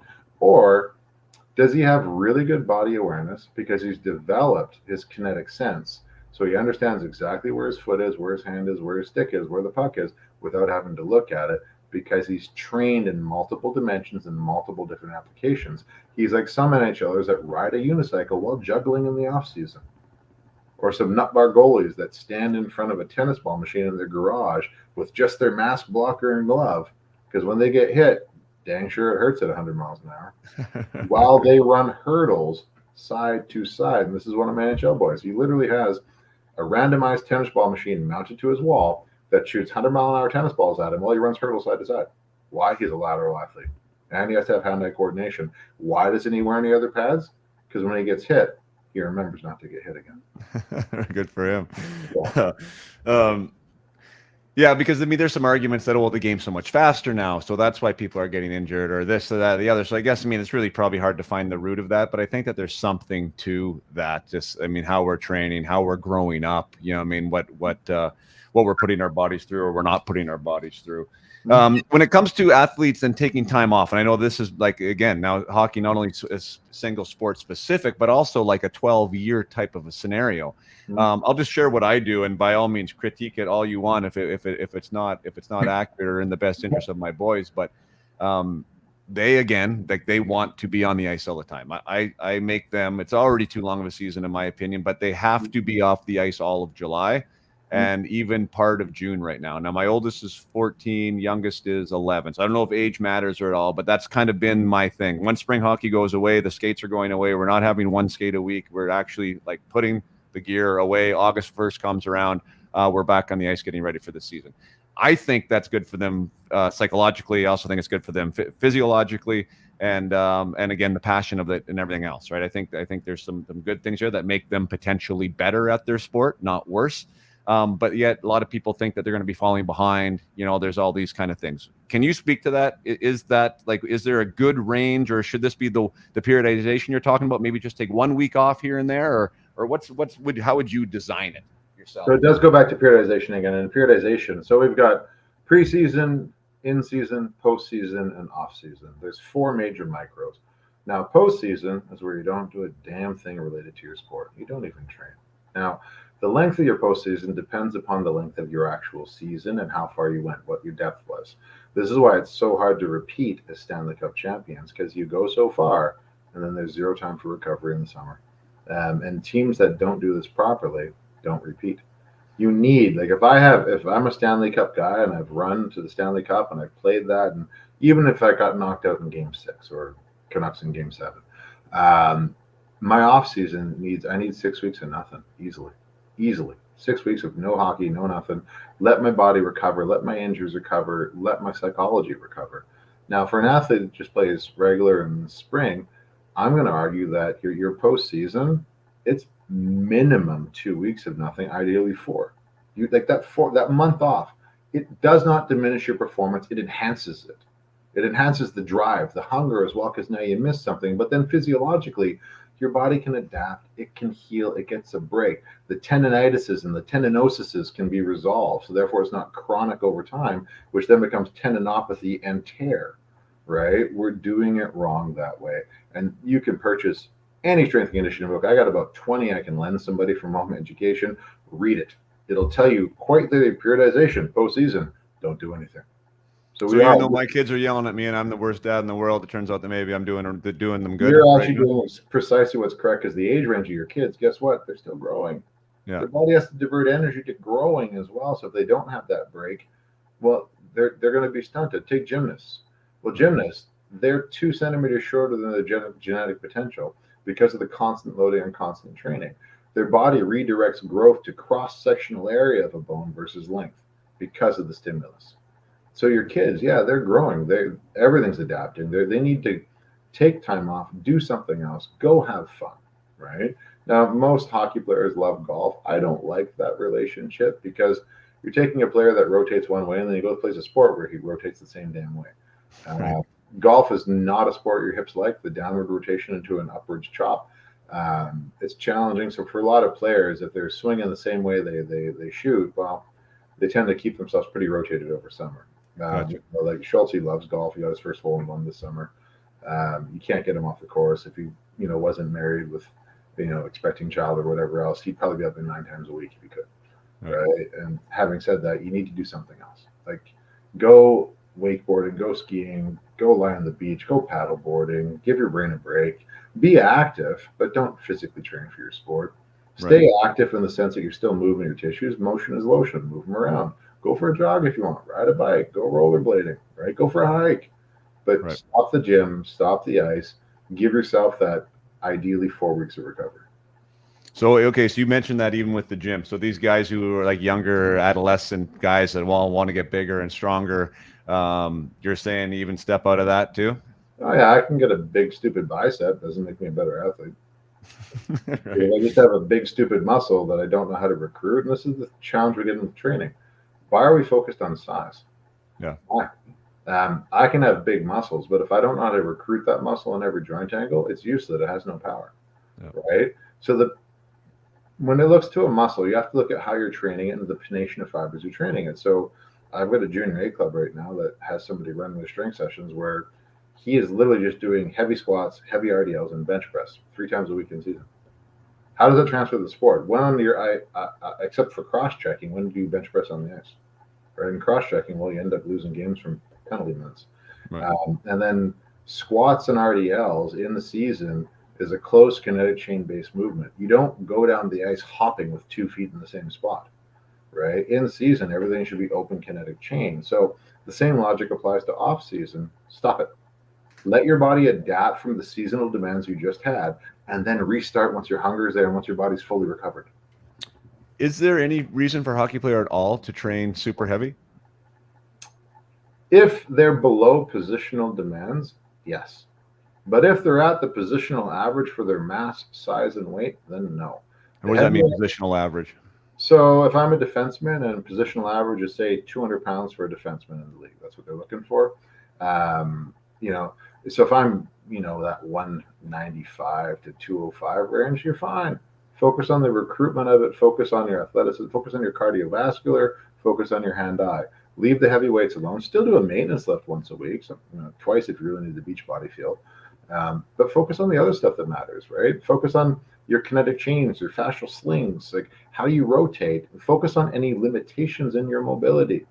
Because, I mean, you can see limitations when somebody walks. They don't have that counter rotation as their hips move, right? So focus on the other aspects of the game. Stop lifting super heavy if you're already at positional average. It's like, Okay, so then just so I can stop you there. So then yeah, that you're saying lift heavy in the hopes or in the want of gaining mass, right? Is yeah, that's that's the what. advantage of lifting heavy? So hypertrophy is gaining mass, it's getting cross-sectional area of the muscle fiber. Strength is working on recruitment, which is a completely different strategy. So if your mass is at positional average, but your strength is lacking, well then sure, lift heavy, 4 to 6 reps, 80-85% of 1 rep max for 3 to 5 sets, but that's an off-season thing. Yeah. In the off-season, you can recruit that way. You still need the rest and recovery, but then once you're at positional average, stop and focus on your next weakness. This is why there's what we call the demands analysis. We look at the sport and the position and figure out, like, you can get the draft scores. You can see all the averages for everyone that's been going into the draft, right? Well, if you're below those averages, figure out where you're below and target getting to that average. Right. If you're already there for strength, you're already there for vertical jump, but you're not there on the VO2 max and you're not there on the peak power and the wind gate, well, where's your weakness, right? If I already have $1 million in GICs that's paying me 3%, and there's opportunities with Rogers Sugar that pays me 9% that I'm not maximizing, well, I might buy some Rogers Sugar, Right. right? It's where am I putting my ATP? Where am I putting my energy, the currency of my body? And a lot of us are doing it wrong. And the other way, how we're training is wrong. Hockey is not a closed kinetic chain sport. Your feet are constantly changing position, as are your arms, as you apply and absorb force. All of your training should be unilateral, on one foot, using one arm, technically contralateral for the movements of left hand, right leg, and coordination because how your brain's wired. Then you can lift heavy, you can do power strength that way using landmines and everything else. If I see a player doing squats and deadlifts and bench press in season, well, they're making themselves slower and they're making their muscles dumber. But That's there's crazy, yeah. that is I literally research. I tell my boys the story, like when I went to the LA Kings, and so I got traded there. It's my second trade and kind of like in a big opportunity, of course, and to get out of the minors and establish myself. And they said that they wanted me to be probably a third or a fourth line right winger the next year, right? So and they wanted me to be at 215 pounds. So you talk about like why people want to put on weight, but I mean that's what you're told as an athlete, right? This is I need to be 215 pounds. I played my entire career pretty much at 200, 202, 205. And it was always hard for me to put on weight. So this off season, like I went bonkers, like I went bonkers with the caloric intake and with my weights and followed their schedule to a T, which I now know is essentially an Olympic powerlifting weight training schedule is what it was. I could squat 450 pounds to 90 degrees, no problem. I was bench pressing 275 and I was 215 pounds and like 4.5% body fat. I was a beast. I was freaking slow. Which is so crazy, right? Like you do everything that you think you're supposed to do, and it was probably the worst it was the worst I played for sure that season. Was not comfortable, didn't feel fast or explosive. And anyways, I mean, I don't know what that means. I just mean, I guess what it means is like there is a way to do things. And one of the things that I thought, now if I was to go back and do it all again, was to be strong through extension, right? And in different places. And so when I'm trying to think about that now, and I haven't researched or looked into it, got too much on my plate, but it's like, what are those? Like, what are those apparatuses when you go to a gym? Because really, what does bench press do? Like, again, it gives you a bigger chest, but it doesn't really help you as a hockey player. And doing a military press doesn't really help you as a hockey player. It gives you a bigger shoulder. So, like, what can we do? Is it a steel mace type stuff? Is it kettlebell stuff? Is it, like you said, it's one leg? Like, how should a hockey player be handling some type of a gym session in general? Okay, so I'll go back to the first point there, why you felt slower. There's something called strength to mass ratio. Okay, so strength to mass, that's what fundamentally produces your power and explosion. If you have a high level of strength in relation to your body mass, right? The ability to propel your body is what we're defining as strength, or recruit the motor units properly with maximal velocity. You got a high strength to mass ratio, you can jump higher, your vertical's higher, you're more explosive on the ice, you're faster, right?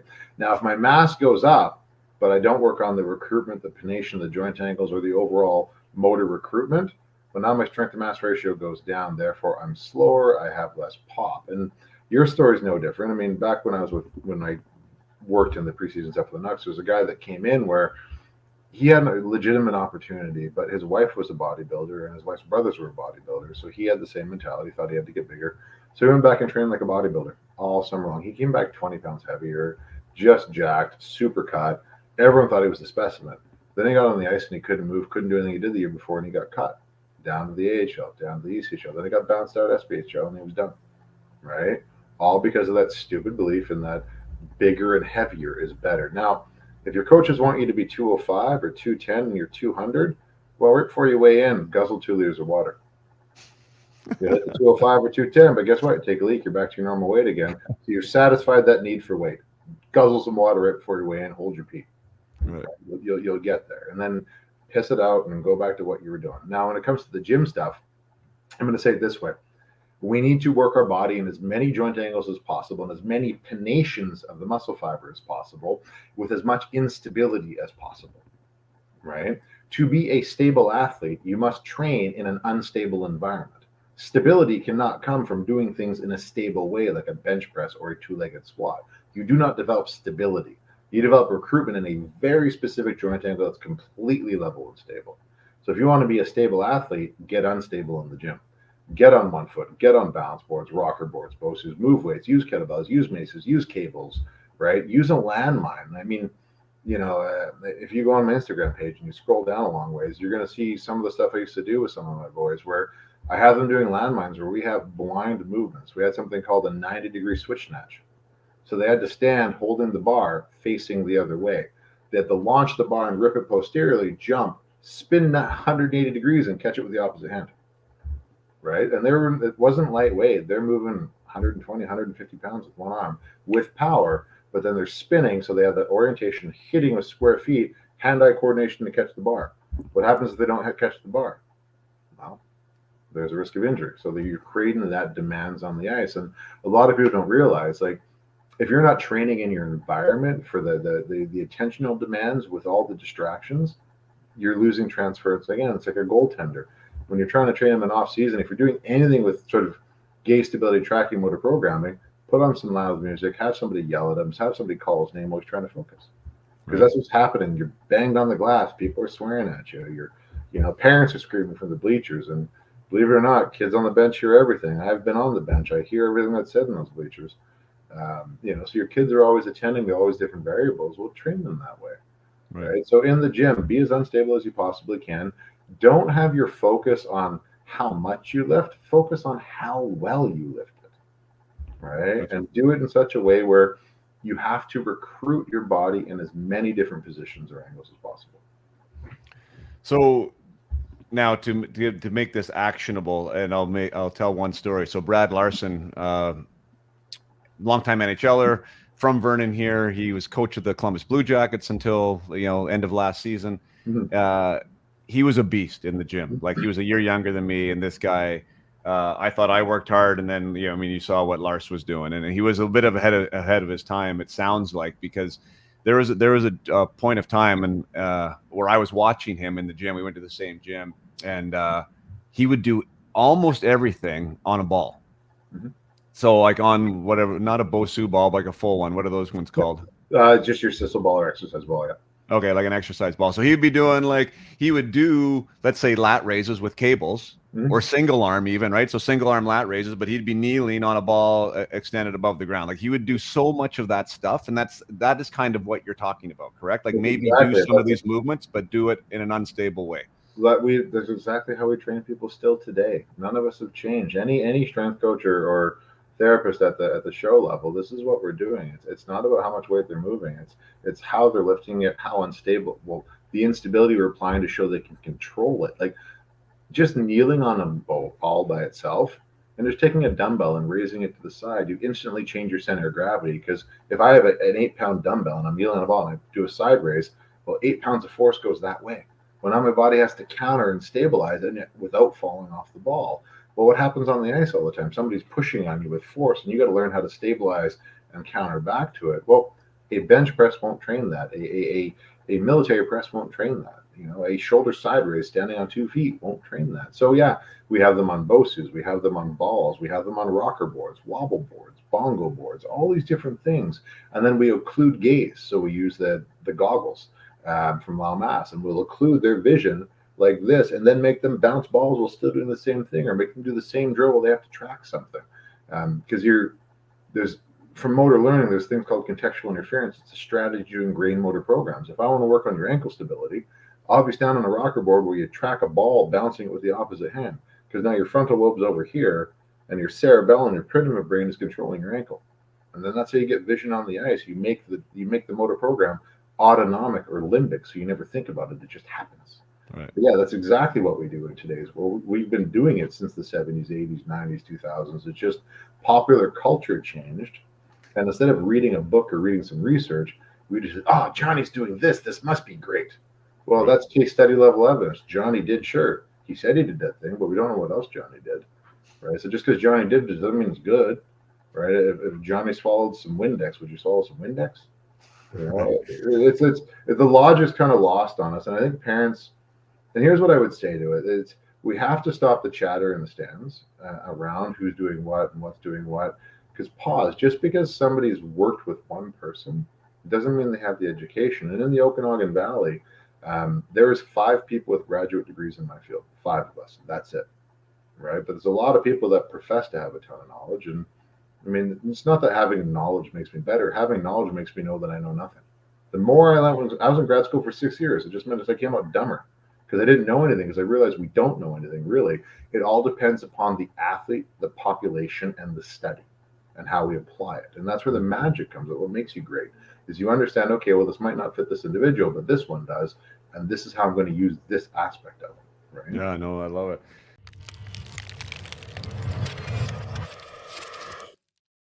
Take a short break from the episode to just talk about what's going on at Up My Hockey. My private practice is going really well, and my inner circle is growing and doing amazing. The players in there are just fantastic, and it's so hard to talk about this. I feel like I need to share it because I do. Like, you need to know what's happening inside Up My Hockey and with the players. But it's also hard to do it and not sound like I'm bragging, because it's not about bragging. It's just about sharing the story about the personal development and the growth and the performance changes in the players that we are working with.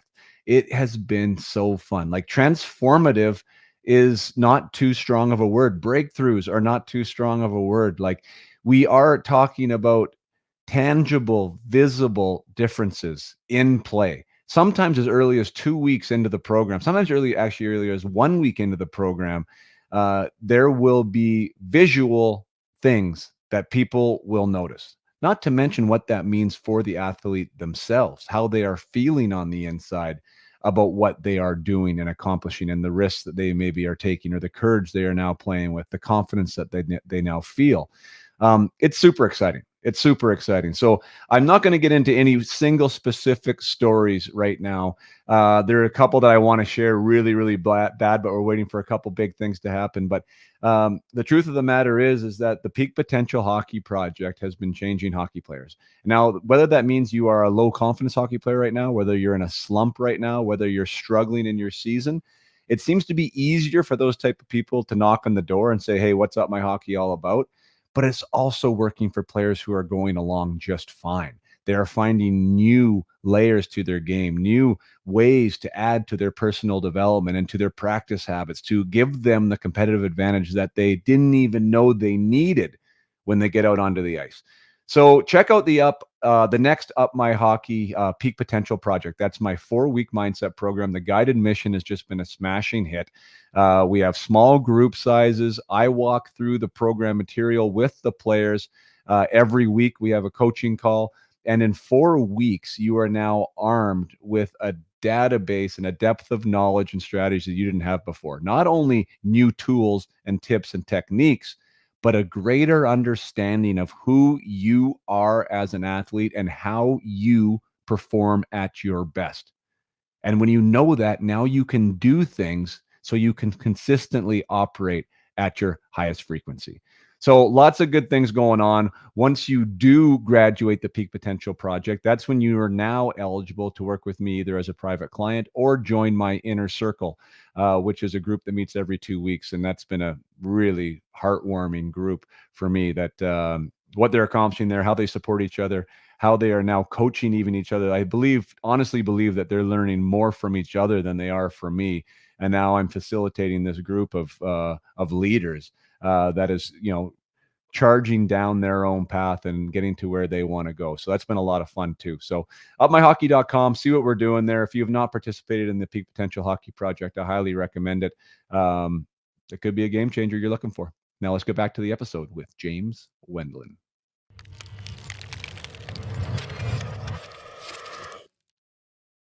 The story and the conversation needs to change even amongst the athletes. I mean, I know, I mean, testosterone in a 14-year-old boy who's playing at the, at the highest league, and they want to talk about what they can bench press and what somebody can squat, and even all these metrics that really mean nothing. And they also do care what they look like in the mirror, as we all do, right? So they want to have this aesthetic that looks good, like that they look like they're strong, right? And they do all want to put on weight.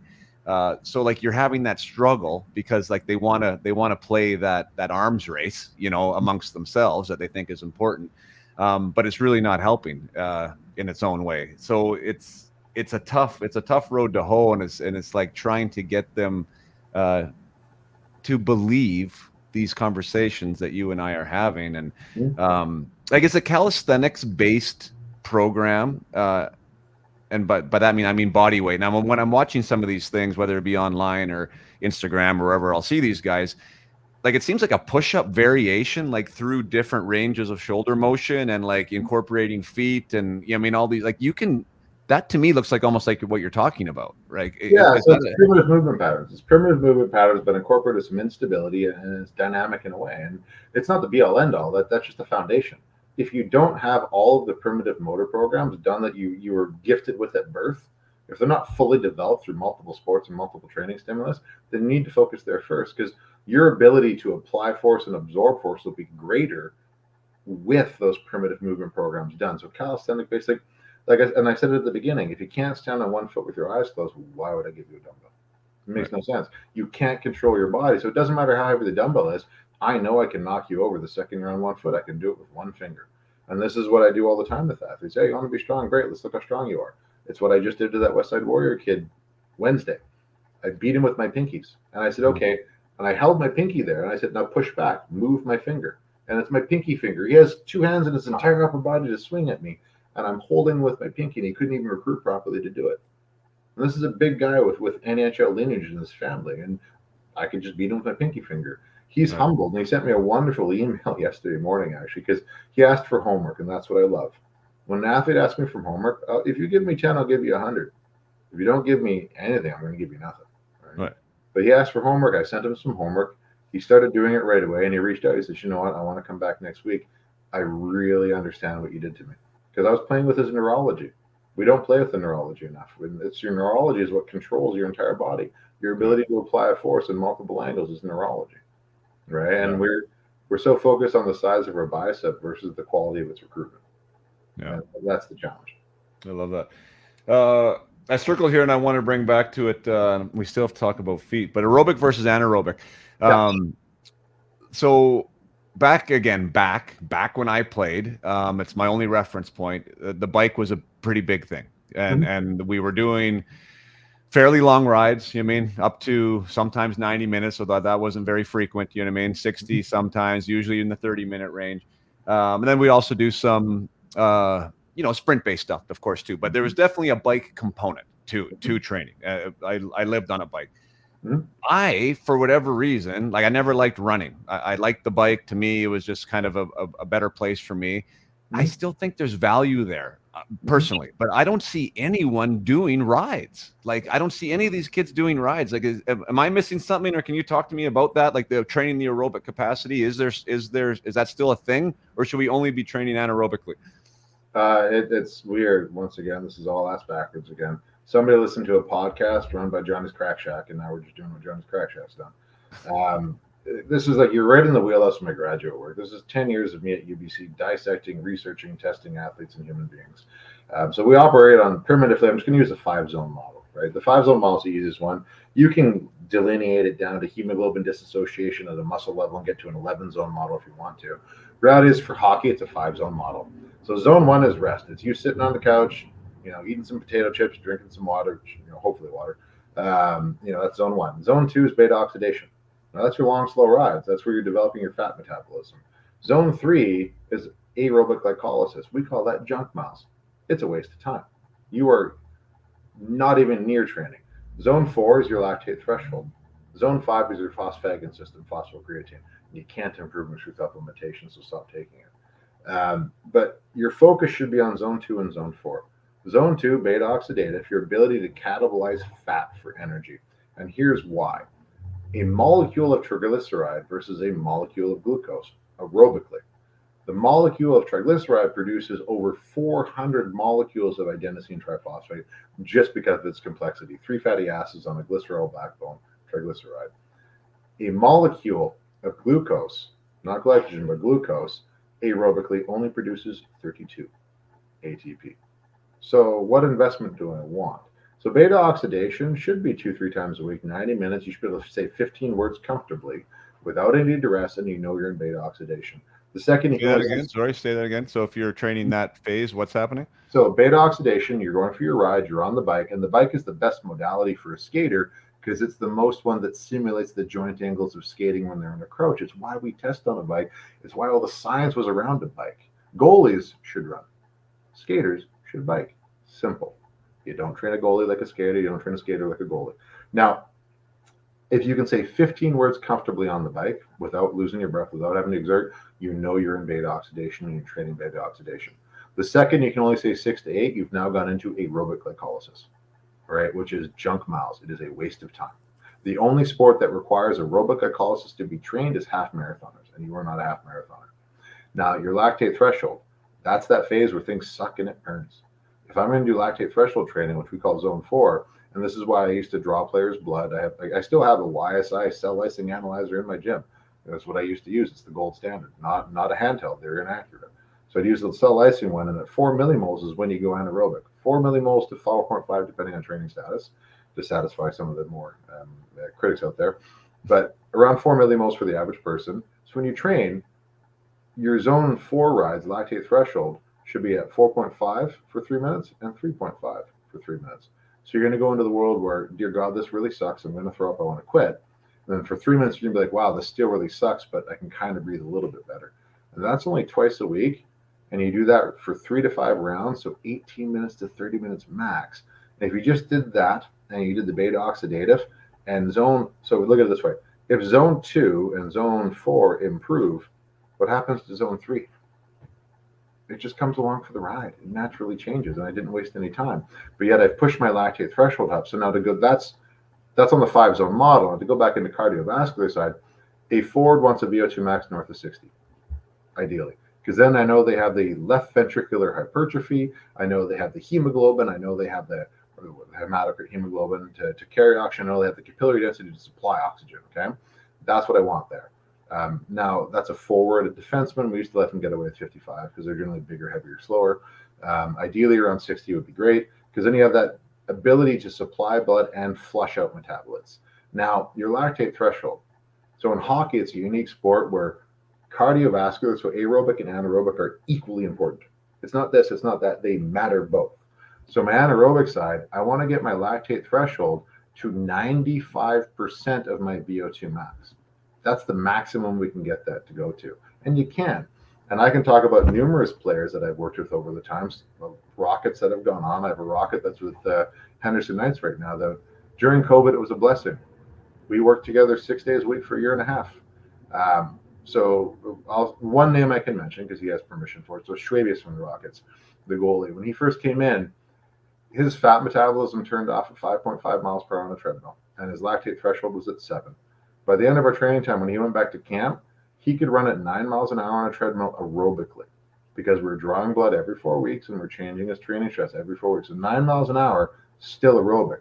Beta oxidation turned off at 7.8 miles per hour. And what that meant was when he was sitting on a couch, 70% of his energy was coming from fat, 30 from carbs. Your average hockey player that's out there doing junk miles and crappy training, 60% is carbohydrates, 40% is fat. They don't know how to utilize fat for energy. So therefore, they're missing out on that 400 molecules of ATP for 1 molecule of triglyceride, which means in the third period, they haven't been sparing glycogen, so they bonk. They fall apart. They have no more gas left in the tank, all because the training was incorrect. So aerobic, anaerobic, equally important. There's foundations that are out there, and there's so much science around this that I want to scream from the pillars at times. So, okay, so then you talked about, it sounds kind of like interval training. You're talking about the level 4 to 5, like so you're getting your heart rate to a spot, like you said, that it sucks, like that's almost getting to max, and then you're coming back down, letting it recover a little bit. Am I understanding? Yeah, so it's specific to the millimoles of blood lactate in your system. So you're anaerobic at 4 millimoles. That's the crossover point where the system shuts off. Beta oxidation, your fat metabolism, shuts off at 2 millimoles. So when I say the 15 where it's comfortably, that means you're generally below 2 millimoles, right? Now, the problem with your fat metabolism, when it turns off, it never turns back on again unless you sit still for 10 minutes and restart with a warm up. So if you violate the 2 millimoles, you're never training beta oxidation, which is what most people do. They'll go for a run on the flats, but then they sprint up a hill. No, you just went into aerobic glycolysis, and now beta oxidation will never turn on again, and the entire rest of that training session is a waste. Now, when it comes to the interval stuff, you're correct. It is an interval. You're doing 3 minutes just above the lactate threshold and 3 minutes just below, because you have to adopt an over-under strategy that's tight, because you're trying to push this threshold to the right. So I have to hang here. And the only way you truly know where that is like by the end of that 3 minutes, your legs are on fire and you're feeling nauseous. Like you feel like you want to throw up. Then you drop back down and your body just gets a chance to flush out enough metabolite that you're not nauseous anymore. And then you repeat it. The first time you do this, making 3 rounds, it's hard. But at the end of 3 to 4 weeks of doing it, you're making 5. And then good news, we retest you and it gets harder. Right. Why? Because we're trying to nudge you. So for athletes out there that would like to adopt this, and again, to try and make it simpler, obviously, I don't think many people are going to be drawing their blood while they're doing this. Like, can you do this with a heart rate monitor? Kind of. You can use a heart monitor. The easiest way to do it, though, is if you're, so say you're going to be on a treadmill, okay? So running on a treadmill, 1% incline, okay? Every minute, increase the speed by a half mile. And once you hit 7 miles per hour, if you're still running and it's easy, start increasing it by 1% per minute on the incline until you fail. You'll know what your max speed is. And you're going to know the point at which your breath rate went out of control, where you couldn't hold it anymore. And you're going to know when those muscles started to burn. It's before you actually quit. Because zone 5 is phosphagon. That's that last 30 seconds of a run, right, at max. You'll know that exact moment when things burnt and your breath rate went out. And whatever that speed was, dial it back down a half mile an hour, and that's your lactate threshold. And you just go over, under, over, under. On a bike, same thing. Start the bike at, say, it's hard for untrained people. I would probably say 60 watts to start, and then increase it by, depending on training status. If you're untrained, 15 watts every minute. If you're trained, then 30 watts every minute. And same thing until you fail. But keep track of your heart rate, keep track of your breath rate, and just mention, if somebody's there with you with a clipboard, mention how you feel. Like, oh dear God, I'm feeling some burning now. The second you start to feel burning, it means your onset above lactate's occurred. You're accumulating lactic acid. That's why it's burning. So you're above your lactate threshold. Wherever that point occurred in wattages, you now can guesstimate where the lactate threshold is, or bring it back down, say 30 watts, and then do another over-under again. That's how you can pinpoint it for the average person. I mean, you can do a VO2 max test. They're about, $150. Blood lactate testing is usually around 185. It's expensive. And for youth out there, just get on a bike, start at your 60 watts, go up in 15 to 30 watt intervals based on training status, and figure out when you fail. But check the heart rates as you go, because you see this exponential spike. Because when I go anaerobic, my breath rate picks up because of the CO2, and my heart rate picks up because it has to flush out that blood and carbon dioxide. So you can see a break point on the graph where they just go, they're here, and all of a sudden go dink like that. This here is your lactate threshold, right there, where you go dink and you start pulling. So you can pinpoint it that way. Okay, so using a heart rate monitor would be good on that. Does that have anything to do with FTP? Like, that's something that I've been on the Peloton now for, like, I don't know, whatever it is, 5 months, and I'm sparking my passion, let's say, again with the bike that I hadn't been on in like 15 years. So it's been fun. I enjoy the training sessions. I like the sweat that I get on them, and I definitely feel better. But one of the things I like to gamify it, and so they're doing these FTP tests. Is that, does that number mean anything in what you're talking about right now? So I'm not overly familiar with the Peloton software. What FTP stands for is an acronym. Functional threshold power. Okay. So yeah, so they're like, that's good. Basically, it's probably ventilatory threshold, which is a mixture of lactate and the heart rate deviation. So yeah, it's measuring basically where your threshold is, your ability to produce power, the max ability to produce power while still using oxygen is what they're going to look at with that one. And it is a measure of fitness. The FTP side of it, the higher that number goes, it means the further your lactate threshold is moving to the right, which means you can work harder without developing that burn or that fatigue for longer periods of time. So yes, it's valid on that way. I mean, every program has their own way of going about it. I mean, you look at Orange Theory, they use, you're in the red zone or you're in the orange zone or whatever. Right. It's all similar things. It comes back to heart rate and blood lactates ultimately. They run a 20-minute test. I mean, it kind of seems almost similar to the to the Wingate, just in a longer duration. Like you're going as hard as you can, essentially for as long as you can. Like how much wattage can you produce, is what they're doing with that. And it's, so I get all kind of psycho about it and trying to get more and higher. And anyways, that's fun for me. But there's different programs they have on there too. So I'm just trying to, anyways, listen to what you're saying and how that would apply. This level 2 thing, that sounds like it's almost like you're at a walk in the park the entire time. Like, and how long do we do that for?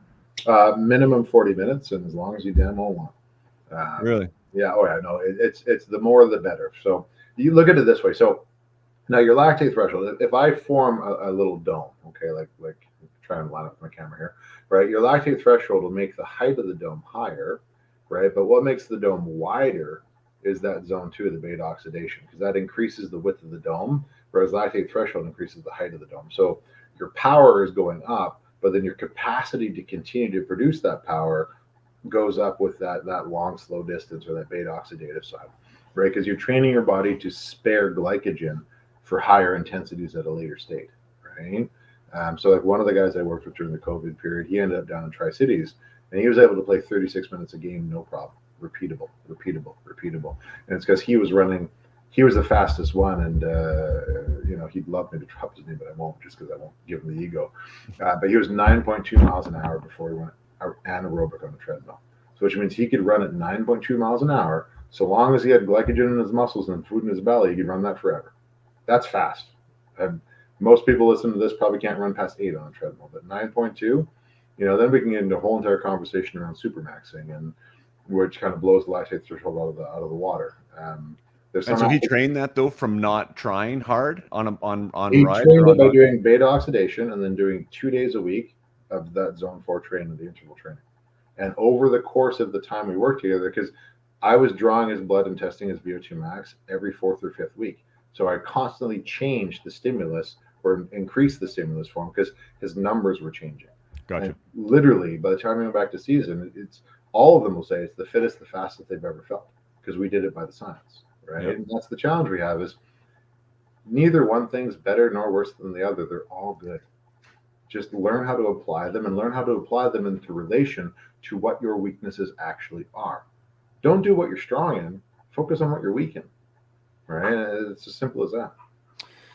With so this one last question on that level 2 thing. So like that, is that like a heart rate around 100, 110? Like if we can use that scenario, or? But yeah, so I mean, generally on a bike, probably most people below 105 is what I would say. But it's individualized. Like so for me, my beta oxidation, like I literally right beside me here, I actually have a bike right in my front office area. I was on it this morning, and I mean, I was at 125 watts, and my heart rate was only 93. So my zone 2 is significantly different than others because I've trained it for over 23 years. I mean, I've been doing this science for 25 years now. It's like, so for me to get above 105, I have to be around 160 watts. A lot of people fail at 160 watts, right? That's their end zone. I mean, I have a Canuck that's infamous. I punted out the league and ended up overseas for some behaviors. He maxed out on a VO2 max test at 168 watts. Had a VO2 max of 35, which is an unfit female. Right. right? And that's a show guy that wasn't training properly, that didn't end well. Yeah. Okay, so then, okay, but for the general, again, General public, because you said it's 15 really words important. comfortably. 15 words comfortably while you're exercising, you're in beta oxidation. It's the best way to put it, because as you cross your aerobic threshold, your CO2 production goes up. So then comfortably is now 6 to 8 words. If you're above your lactate threshold, you can give one word answers. Is this hard? Yes. That's all you can say, right? So if you follow that lens and then correlate that to a heart rate, would probably be the most accurate. Like, Gotcha. I'm riding the bike and I can say 15 words comfortably, what's my heart rate? The second I can drop to only 6 to 8, what's my heart rate? Then I can figure my zones out that way too. Okay. Well, 15 to me sounds like you probably just keep talking. Like it's like it's Well, just that's normal. exactly it. Beta oxidation. You should be able to have long-winded conversations because Right. you're below 2 millimoles of lactic acid. So when you can, so for like my son, for instance, who again, I'm having this conversation through that lens right now, seems to like have a hard time like end of his shift, let's say, like he seems to fall off more than others, right? Or like he comes home at the end of the day and he's really wiped, where other kids are maybe able to go out and do whatever, right? Like it's these rides would potentially help him, and he could like sit there and watch his suits or whatever he likes to do and sit on the bike for an hour, as long as it's a slow, easy ride for him. That'll help. 100%, because you're Yep. you're training him. So let's just take, okay, there's two versions of Jimmy here sitting in the chair. Okay.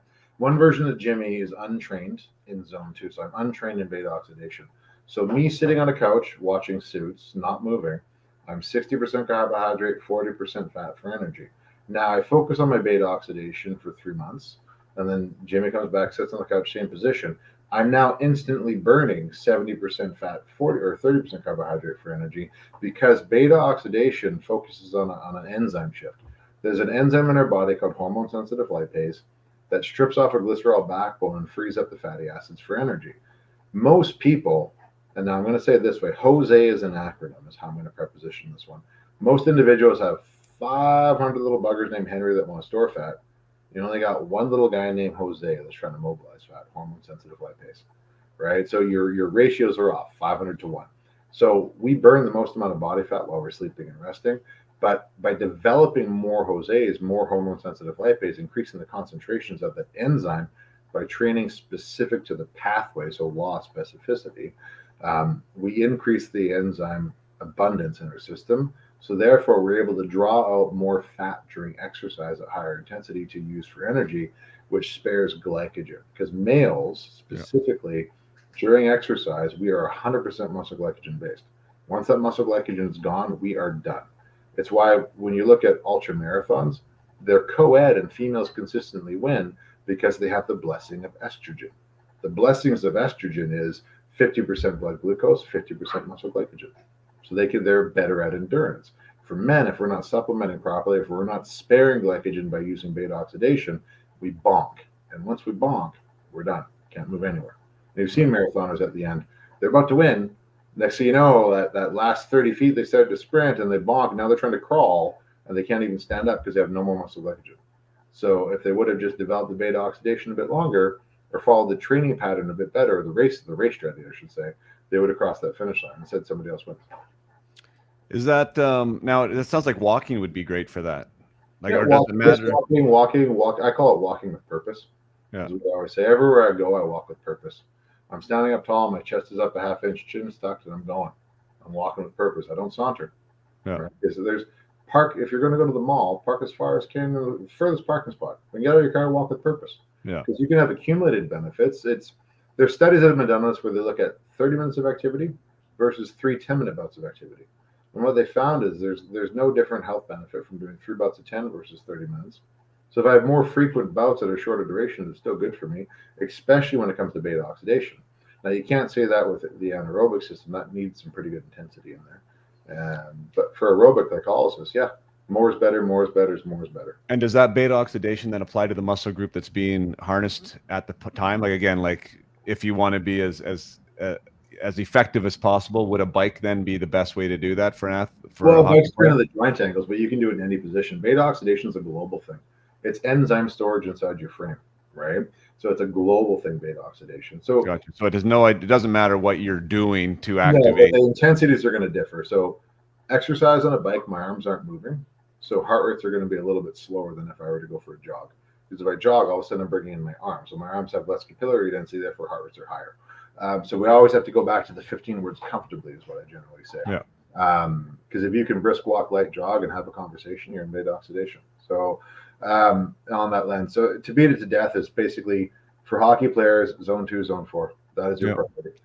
And the zone 3 is crazy. So like me riding for half an hour at like whatever 140 or something like that does nothing for me. You're saying you are junk miles, or the other side. Jimmy would say you're emotionally masturbating about training because you're not doing it. You're doing nothing for your sport. You're literally, if I do zone 3 aerobic glycolysis, I'm pushing down beta oxidation, so I'm making it weaker because my body's developing the enzymes for aerobic glycolysis, not here. And I never touch my lactate threshold ever. It doesn't improve by doing aerobic glycolysis. So I have to do zone 2, zone 4, and as those improve, zone 3 comes for the ride. It's like the ugly cousin just hangs around. That's crazy. So you're not. So you're talking that from an aerobic standpoint, like ability to use oxygen. Is that what you're saying? Like my legs would still obviously. It's the ability to spare glycogen is what it technically is. The higher your aerobic threshold is, which is where your crossover from beta oxidation is, and the higher your lactate threshold goes, the longer you can use oxygen, but the longer you can also spare glycogen. And eventually you go anaerobic. Eventually the intensity gets high enough, you're going to be anaerobic. But if that occurs later in a shift or duration of a shift, when it does occur, I now have more muscle glycogen still available to use, so I can still push. Versus being the guy, so like take Bertuzzi back in the day, right? On the Wingate, I mean, his peak power was high. I mean, he had a decent peak power, but his percent decrement sucked, like 90% decrement. Whereas you look at the Sedines, like, yeah, sure, peak power, not, that wasn't horrible, but wasn't great. I mean, I think they were around like, I think around 1,276 watts for peak power, but their percent decrement, the amount they dropped throughout that duration of the test was 55%. So they can go on the ice and they may have a lower peak power, but guess what? They can sustain it for the duration of the shift versus being the guy that goes, he's super fast for 10 seconds. And then, man, he's, back in the day, Jobo shooting the puck in front of the goalie right into another player, getting scored on because you're tired, because your percent decrement was 95%. Gotcha. Right. Jumping, that's a test all the time, and I mean hockey players aren't necessarily need to be jumpers. Basketball players are usually like from a direct use for the sport. But why is someone able to jump higher than somebody else? Strength to mass ratio goes back to that again. Strength to mass ratio, and then recruitment of specific muscle fibers, and then speed power training. Now vertical jump. So I have a Vertex in my gym. It's a vertical jump tester. You use it from a standing or from a crouch that's stable with no counter movement, because you're trying to measure how much somebody can propel themselves in air, which is a measure of their overall power. Now, there's a certain average you want. I mean, I think draft average is around 24 inches, I think is what it was. So if you're hitting 24 inches, you don't need to train it anymore. Yeah, you're not a basketball player, but a vertical jump test tells you your strength to mass ratio. The higher you jump, the better a strength to mass ratio you have, which means technically the more explosive you are. That's the only valid measure of that test. It has nothing else to do with performance on ice. All it tells me is you have the potential to be very explosive. Whether or not it translates into skates and alternate joint angles on ice, I don't know. Right? It just tells me one variable. It's like a grip strength. Yeah. Like Murray Barron back in the day, man, I got a picture of me with him doing grip strength. I look tiny. I'm not a small man. But that guy's hand, he maxed out the grip strength tester every single time. Maxed it. Over 90 kilograms of force. Right, that's why they called him the bear. Wow, he could also bench press 225 pounds 43 times. Right, well, he was a good player. He was a D. I mean, you're scared of him. He's huge, occupied a lot of space, but did he have great skills other ways? No, not really. Yeah. You mentioned once you reach average, don't worry about it anymore. Why do you say that? Like, why wouldn't you want to be 30 instead of 24? Well, okay, here's what I'll say to that. Now, again, I'm just saying, the majority of individuals are not meeting the positional average on all fronts. Now, if you are a positional average on all fronts, then sure as crap, focus on what's going to matter, right? If you're already at positional averages for everything, now look where you can maximize, right?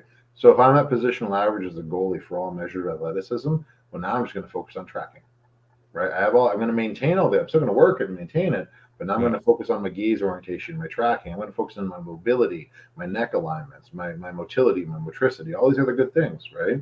Yeah. Now, for an athlete that's out there, if they're a forward and they're meeting all the positional demands for their age and for the highest level they can get to at that age range, well, then, now start focusing on something that's going to give them a benefit. And for me, the majority of the time for these kids, it's neurology. They don't know how to coordinate their body properly. If you develop neurology, you'll see such a change in their performance on the ice. Well, that's where I thought maybe my jump question was going, because like to me, it's an interesting thing. Like we can do plyometrics, and there's these things that I think hockey players kind of understand, and lateral bounding, you jump on boxes and this type of stuff. You can do that weighted with a vest. Like I don't really know you can squat. I mean, there's things that you can do that you think would help. Yet the feet have a lot to do, and your ankle strength and these other things would have a lot to do with that explosiveness. Like how do you go about generating explosive power? If you were something that was below average in that, what would you recommend a player to do? Well, so plyometrics is one thing, but prior to plyometrics, joint kinematics.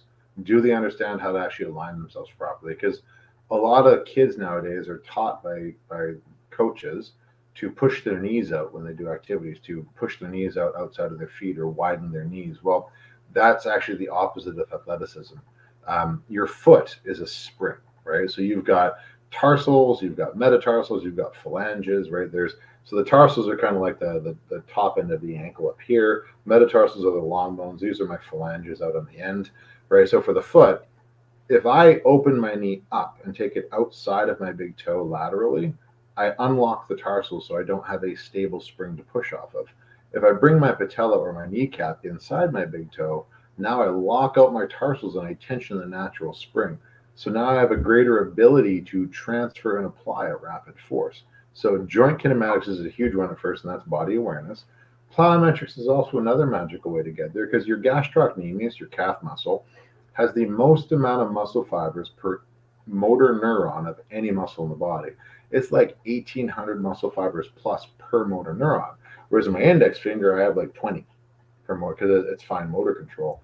Your gastrocs and your butt cheeks are jumping muscles. That's all they are, jumping, right? They're not postural, they're there to jump, okay?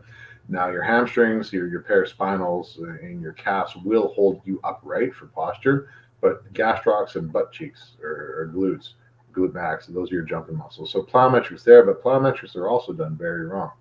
If you look at force plate data, the optimal drop height for a plyometric, based on force plate data, where they looked at force production, jump height, all the other stuff, it's 4.76 inches is all you have to drop to have the most effective plyometric. Now, any textbook you read in my field will speak to drops over 18 inches are damaging for the joint. They should never be done. Now, most plyo boxes start at 20 inches. If I'm dropping from 20 inches, I'm harming my tissues. And there's no transfer to plyometrics on that one, because we have three phases to a plyometric. There's the eccentric load, the loading phase. Then there's the amortization phase, and that's the time between eccentric and then concentric explosion. And the unloading is that final phase, the concentric. Now, the longer the amortization phase is, the less we're actually training neurology, and the less we're training explosion, the more heat we're generating, and sort of the more muscular and tendinous fatigue and injury we're going to generate. So this is where drop height matters. So a riser with and one step is around 4.76 inches. That's all you need to drop up to maximize your plyometric height. And the other thing is, when I look at plyos, a beginner should never do more than 80 touches. And 80 touches is every time you have a bounce or a bound, that's a touch. Never more than 80. And a trained high-end athlete, never more than 120. 120 touches. So if I do 12 sets of 10, done, over. But you should never do 10. You're talking about 4 to 6 quality explosive movements. The second the explosion drops off, stop. Take your 3 to 5 minutes rest. Do something else and then come back, right? That's proper plyometrics. So give me an example. You're saying a drop. Like, so you're saying like for an athlete that would stand on a stair. Standing on a stair that's 4.76 inches, I drop to the ground and rapidly explode up to a box or up in the air and then catch my landing. That bounce is one touch. I can do 80 of those for a beginner. But before I ever get there, I have to train their feet and their awareness and their ability to lock out those tarsals. And this is where right now the cart is so far out of the barn and the horse is still in the pasture with how we're going about this stuff. And especially for youth where their bones are growing. I mean, you think of it this way, that I can't even tell you, Osgood Slatters, I see so many kids with this. Like the parents come in, he's got knee pain. Sure enough, I go to the tibia tuberosity and it's shearing. It's Osgood Slatters. Why does he have this? Way too much loading, way too much drop height at too young of an age. He's actually shearing the epiphyseal plate and the tibial tuberosity. And once I do that, guess what? My bones start to ossify early and I get a shorter leg, right? So why are we making children drop from these huge heights when the optimal height's 4.76 inches for everyone, right? So this is where plows is a bit wrong. More is not better. Science. So it's not. So you're saying the drop is important too, like for a plyo. It's not like that. You're off of something and then springing on. So you're loading. You have to have an eccentric load. You have to. Plyometrics involves an eccentric load. That is phase one. The loading phase is an eccentric. It's where you're dropping in and you're absorbing that force, which is taking elastic energy and storing it into the connective tissue of the muscle fiber and your tendon. Then the amortization phase is how quickly you get out of that into unloading, which is your concentric. That is a plyometric. If there is no eccentric load, you are not doing plyometrics. You're just jumping. Gotcha. And that sounds like something that athletes could be doing in season, correct? 100%. Plyometrics should be once a week, but 80 to 100, max 120 touches based on training. And I can share a story with it. I had a guy down in San Jose. He had hip surgery. This one broke. So he broke his tib fib. And he had it surgically reconstructed. And then San Jose sent him to a trainer down there that put him on a plyometric program that was done in a circuit format. So the first round of plyometrics was 360 touches in total. So this was a young NHL defenseman. He's currently playing with him. He managed to get a 2-year deal. I worked with him for a little while to fix him. But he blew his Achilles tendon on the last drill of that first circuit, completely ruptured it, torn, because the plyometrics was 380. And it was his first day there, first time doing it, because the coach had him dropping from heights of 18 to 22 inches, and he did 360 reps in one round in a circuit format without any rest. It's irresponsible. Like that, you almost wrecked a guy's career. And it's the same thing with youth. 80 touches, max for youth, max. Sometimes 40 is better, because if they can't walk the next day, well, now you've damaged the fibers. Plyometrics is not about damaging fibers. It's about training your body to store elastic energy and immediately recruit it to increase jump height. That's a plyometric. That's what it's for. So 40 to 80 touches, 4.76 inches max. Sometimes less is better too. But then when they hit the floor, they're dropping from that height into the boiling waters of Beelzebub with piranhas and crocodiles, which means they're off the floor as quick as they can. Because if the amortization phase is too long till they hit, they stop, and then they jump. Well, all they've done is made themselves sweaty and produce some heat. They haven't trained plyometrics either. So there's 3 phases: loading, amortization, and unloading. They're all equally important. They all need to be there. Otherwise, it's not a plyometric. Gotcha. And then when you are hitting that, when you're hitting the floor and you're springing off of it, you're trying to be in the air for as long as possible. 100%. You're trying to float. I always say to my boys, you're trying to float like a pretty little butterfly. Flap your wings. Right. And is that would you say that's a 1 rep kind of thing, or would you do that like, I don't know, like onto the box? You can do 4 to 6. You can do 4 to 6 reps, but then you need 3 to 5 minutes recovery depending on the intensity. If you're adding weight, then you need at least 5 minutes. The weighted vest thing, I mean, if the amortization phase isn't dialed, take the vest off. Like if they're spending too long, if the ground contact time is too long, the weighted vest is actually ruining the plow, right? So you always want to make sure that when you go back to the science, it's this, right? So here's my loading phase, here's my unloading phase. This middle part has to be as short as possible, like milliseconds. And you can see a change. So if you're having somebody do plyos, what I always suggest is hold it back a little bit on the 3rd or 4th rep as they come off the box, and right when they touch the ground, scream at them and scare the pants out of them. They will instantly jump 4 to 6 inches higher because they instantly shorten the amortization phase. So all the elastic energy goes, and when you do that, in their brain, they're like, oh my God, I just jumped higher. And then they start to remember to be more explosive or quicker off the ground. Right. And you'll see videos, Instagram videos of trainers doing plows where they jump off a box, they stop, and you can only count 1 second, then they move sideways. And they say it's a plow. That's not a plow. That's just an eccentric load. That's all it is. Now, eccentric load training is positive for tendon health. Your tendons develop under eccentric loads. That's totally fine, but it's not a plyo, right? Gotcha. But, And so is another version of a plyometric like say a single foot bound, like 3 in a row or 4 in a row, like without like dropping, but you're dropping from your jump? yeah, if you're doing bounds, but as long as the bounds are pop, pop, pop, quick and rapid, and you're focused on the third bound, the second bound should be higher than the first, and the third bound should be higher than the second. That's a plow, because you will literally see the elastic energy build as they bound. That is still plow, because you're still coming, and a single leg bound, you're probably around 4 inches. Yeah. And you're talking about 3 to 5 reps of that. Like you would go 3 to 5 reps of that is 3 to 5 touches. Yeah. So if I do 5 sets of, say, 5 reps of that, well, it's 25 touches on one leg, 25 on that, that's 50 touches. I only get 30 more. You're almost done. Yeah, exactly. Right. And you're only saying once a week for that? For the plow stuff, yeah. In the youth, yeah. I mean, more advanced players like a dub kid or an AHL guy, you probably get 2 in, but no more than 2. Because there's other stuff you got to focus on. If I can't get my shoulder back here, well, maybe I might want to work on my shoulder another day of the week too, right? So everything's equal. It's a pie. Everything matters. How you carry yourself on your feet obviously does matter too. And you gave me that balance board, and that's one thing. Again, anecdotally from me, first person, I had horrible ankle pain, that had some back pain as a youth, and my was told to wear orthotics, right? And seems like that is still like a trigger move for a lot of players, like to instantly get these orthotics assigned.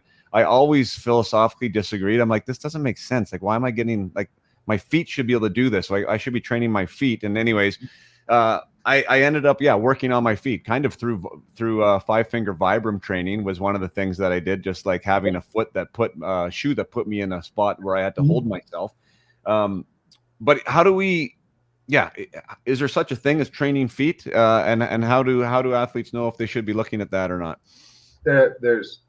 Yes, there's decades of research on this.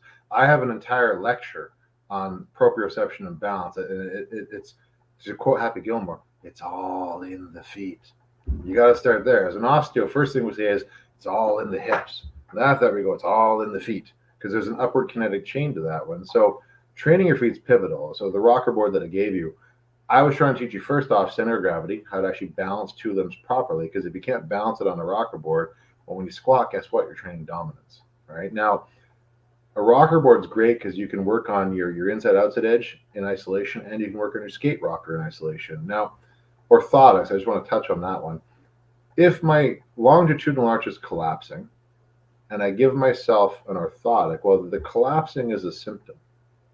It's collapsing. That's the symptom. What's the mechanism? Well, I know I've got a muscle called flexor hallucis brevis. I know the flexor hallucis longus and one called tibialis anterior. Those muscles pull up the longitudinal arch. So if I'm not working on my feet and strengthening those muscles, what might happen to a longitudinal arch? What might collapse? Okay, so then I get my orthotics. So now I have a hard piece of plastic that's now supporting my arch. So what happens to the muscles? Well, atrophy even more. Exactly. So now I can't even walk in bare feet on the sand anymore because it hurts so much, right? So yes, there's foot drills you do just to strengthen those muscles specifically. There's the flexor extensor mechanism, the ability to lift your big toes in isolation, then push your big toe down and lift every other toe. This here is teaching yourself inside edge, outside edge, inside. So in my skate, if I push my big toe down on my right side, well, guess what? I lock up my right inside edge, I go left. If I can't lock that big toe out, well, then I slide my blade instead of having a crisp movement sideways, right? And you'll see this in goaltenders. Watch goaltenders in that. There's some that arc, and then there's some like Vasilevsky that are completely lateral. Vasilevsky can get that toe edge down instantly and hard. And if you look at his tracking, he's tracking on one plane, only horizontal, right? Whereas there's other guys that arc.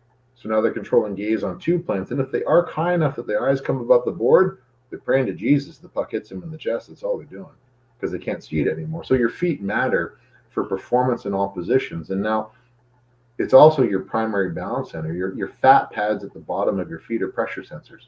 They're literally telling your brain anterior, posterior sway. That's what they're telling you, okay? And then in the joint, I talked about the mechanoreceptors. They're telling your brain capsule stretch, ligament stretch, and joint position. But if I don't work on training that and connecting my brain and my foot together, on ice, I have no awareness of where I am. And I like these 4 warrior kids that I had in on Wednesday as part of a little demo day. they couldn't stand on the rocker board with one foot. They stepped on it and they were shaking, doing the funky chicken and falling off because their brain had no idea how to stabilize the foot nor recruit the muscles in that isolation. Now they can skate because they cheat with momentum. When I have momentum, I can balance, but the second I stand still, I'm like a stick, right? And that's where we get back to the feet. It's pivotal because if I can't lock out my big toe or my first metatarsal, I don't lock out my foot, and therefore I don't have a proper transfer of load through my stride, which then can lead to upward kinetic chain issues like back pain. Right. Yeah, because I was wondering, like, I mean, single foot balance, like just standing on one leg. I mean, I thought, okay, well, then maybe that'd be a good place to start. But I mean, you could have a collapsed arch while you're doing that, and then figure out a way to balance. So I'm like, well, maybe that's not really the best place to start. Like, you really do need to start just with the foot to understand how to even hold yourself properly. Well, that's exactly it. So flexor, extensor, and then put a towel on the ground. Put your feet on the towel and start squishing the towel towards you with your toes. And once it's all the way in, then push it away with you. Now you're working on your actual musculature. Okay. Gotcha. Right. If you can do it that way, well, that's where the magic kind of comes in. That's what I felt. I felt like once I felt like about my foot, I was almost gripping the ground kind of in a way, or I was able to like apply pressure throughout my entire foot. That was when I kind of knew that I was going the right direction. Like, whereas before I wouldn't really understand, right? Like I was just, they were just there. And I do think that's a huge thing for any hockey players that are listening now or parents. Like that is, and talk about athleticism again. You're going to be a better athlete too with doing that. And I think that's a great place to start for as far as edge work and the stuff you're talking about, agility and balance, understanding your feet and not just having them locked in these boots is. That's exactly it. It's something that that's something that they don't do anymore. And that's the frustration that I have is like, we did a great job of it back in the 70s, 80s, and 90s. We were so focused on it. It's starting to make a resurgence. Now you're seeing some Instagram posts and people out there that are sort of catching on to it. The understanding fully isn't there a lot, but it's working the feet in any which way you can. Bare feet. Like I have Vibrams that I train in. I have a gym pair. I have a hiking pair. When I do my ball work, because I'll challenge anyone out here, come into my gym and I'll beat you on the ball. To know you're going to get past me. I mean, I can kneel on it. I can take one knee off and still stay kneeling on the ball with one knee in the air, right? Because I have that level of hip stability and hip recruitment, and therefore I never get injured, right? I mean, I'm a 46-year-old man. I shouldn't be able to beat you young guys. Right. But Is even taking your feet out of shoes and sandals, is that just a good place to start too? That's walking around barefoot? Like literally in the gym, none of my boys wear shoes. You leave them outside the door. I don't want them on the gym floor because I want your feet to work, right? Oh, there you go. And in your skates, do you have really super comfy foam that puts you on an anterior slant, or you just have a hard surface with your foot, right? Well, then okay, learn how to train that way because a lot of people don't realize most running shoes are nothing but high heels. You got this 2-inch lift in the back with like maybe a 1/2-inch lift in the front, so it's literally changing your gait and leaning you forward, which makes you want to go forward only. Well, if you train in bare feet, now you have your natural movement because in your skates have a rocker. They don't make you lean forward, nor do they make you lean backwards. You got to learn how to balance. So if you're not balancing on your rocker, nor are you balancing evenly on your inside-outside edges, you can't push certain ways. Because if I'm sort of more leaning to my outside edge because I have weak everters, or is what I'm going to say, or pronus longus, pronus brevis is what I'd say. If they're weak, so I'm on my outside edge. Well, for me to go to the left, I now have to spend 100th or 200th of seconds straightening my edge out first before I can lock out to push left. Now I'm a stride behind the player, right? So it matters so much, that awareness in the feet. Okay, my last one. I'm sure we'll have you back again. We're live in the parent group right now, which I never said. So for those listening, I do have a Facebook group online called the Out My Hockey Parent Group. Almost 3,000 members in there now, and we talked to James before, and we might come back in there for a Q&A. So if you are a hockey parent listening anywhere and you have Facebook, we do some cool stuff like this in there sometimes, along with talking about the mindset stuff that I am so passionate about and help players with. So a little shout out there to the Facebook group, and that James may be back for a Q&A. But my last question is about mobility and is about stretching. So again, it's great because I have these hamsters in my house, meaning my sons, right, that all want to be hockey players, and I get to see them and have the like my experience. Now I can see through a different lens kind of what they're going through and what they want to be, and hopefully help them along the way. But they're all relatively, well, not relatively, the two forwards are very stiff, both of them. My goalie is quite flexible, like maybe naturally because of his position. But I'm talking stiff through the hips, stiff through the groin, stiff through the hamstrings.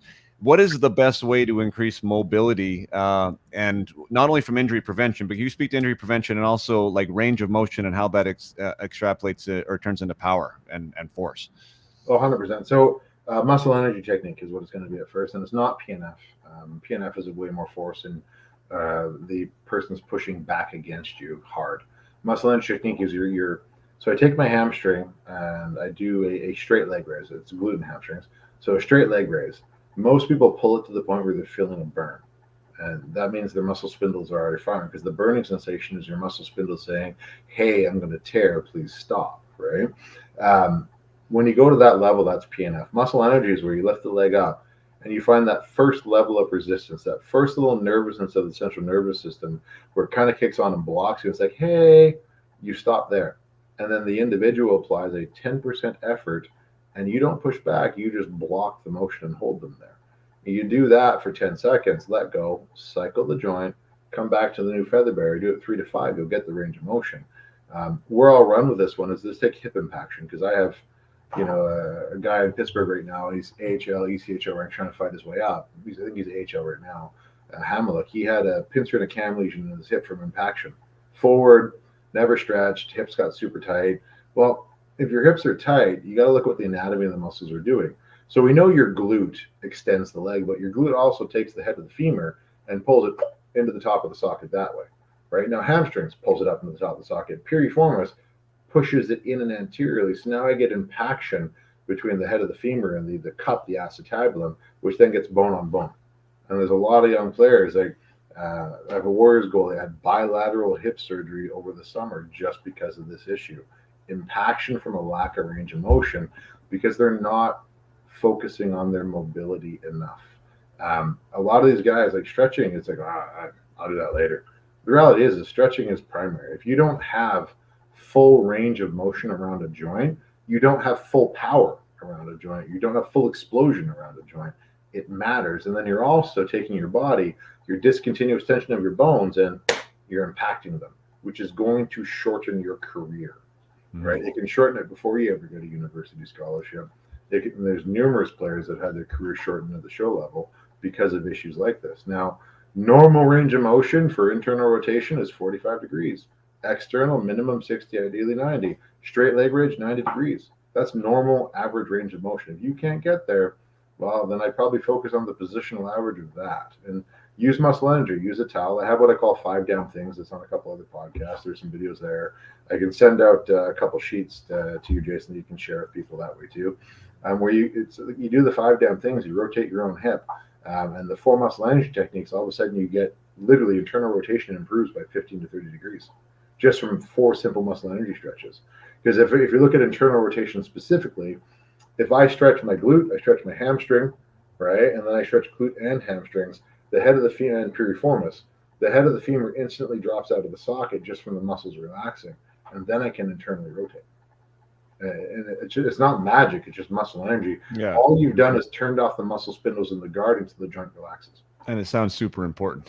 It's massively important. It's like, so if I had a pie and my pie was me as a totally athletic individual, well, 1/3 is cardiovascular strength and endurance, which is aerobic, anaerobic, all the other stuff. Another third is musculoskeletal endurance and strength, which is equally important. Then I have another third, which is proprioception, body awareness, mobility, motility, motricity. Equally important. All parts matter, and you don't just eat one piece of the pie, you eat it all. Right. And your training should be rounded that way. And so what you're saying, I wrote here like static versus dynamic stretching. Like and sometimes people overthink everything, and then when they overthink it, they just don't do it, because they don't know if they're doing it right or doing it wrong. Like, is there a wrong way to do it? Is there a right way to do it? Or is it just... Well, static, okay, so put it this way. Muscle energy is not static nor dynamic. It's a separate beast on its own. Dynamic stretching is when you're going through athletic-based movements, holding it in range for 3 seconds max. Dynamic is done before you play sport, because you're waking up your joints, you're waking up your proprioceptors, but you're not trying to loosen tissue. So say I'm going to go for a run, and then I sit there and I stretch my peroneals for 30 to 60 seconds before I run. Well, when you read the literature, I'm actually significantly higher risk for rolling an ankle on that run now. So dynamics done beforehand, because we're trying to loosen the joints, secrete some synovial fluid into those encapsulated joints so it has some lubrication, and then wake up the proprioceptors so they understand where they are. Static stretching is done immediately after activity when I have all of my blood flow, so my muscles are the warmest, they're the most distensible. Now I can stretch for flexibility immediately when I'm done. Not after I get in the car, ride home, get a chill from all the sweat in my gear, get home, munch some food, eat this, then sit down. When I've got cold muscles, that it's like trying to stretch a metal rod versus trying to stretch a string. Gotcha. Right, and a lot of guys miss out. They go to the change room, they get changed, and then they've been working these legs super hard. Then they go ride in the car in a seated position. Well, good news, your body now wants to stay in a seated position when you stand, and that's when you're torturing yourself out. Gotcha. So for me, listening to this conversation and bringing two things together, it sounds like training this level 2 fat burning system would be a great way that you could do daily. Ride for 40 minutes, and when you're done riding, do your stretching, static stretching for whatever 20 and you have a great routine there. Totally. I mean, I would probably say, you know what, you can never do enough when it comes to stretching. Right. That's what I would say, because we as human beings, I mean, even parents out there, I bet you, like, I can put my foot and my knee on the table and I can drop my other knee down to the floor. And I'm 46 years old and I'm a bendy man and I'm big. Yeah. Right? You can have it both, but you got to focus on it. I would say it's equal. You can Yeah. stretch for 40 minutes. Why not? If you're watching TV and your ass is on the floor, stretch. Yeah. Right? I would argue this way. If you're watching a movie or TV, your butt should be on the floor stretching. It's the only way you should be allowed to watch TV. Right. Yeah, I agree. I say that all the time, especially with the kids in their gaming or whatever. You can definitely multitask with that. Well, I got another call here, and you've been amazing. Thanks for answering all my questions, and No worries. And yeah, well, this is, what is it? My goodness, 2 hours and 20 minutes of a lot of science and a lot of talk that I think is really practical for players out there. At least I was trying to make it practical. I hope everybody was able to take that away from you. But James, wealth of knowledge. Thanks again for your work with Hudson. You know how much we appreciated that, and everything you do for the community here and also for my community. Thanks so much for being here today. No worries. Thanks so much. And like I said, I'm happy to come back and do a Q&A where people can ask me specific questions anytime. And if they have a question to reach out, I do respond. I mean, I get emails from all over Canada. I do respond to them. So just send me a note and I'll answer your question. I may use big words and try and confuse you just for fun, but I'll answer you. Awesome. All right. Till next time. All right. Thanks a lot, guys.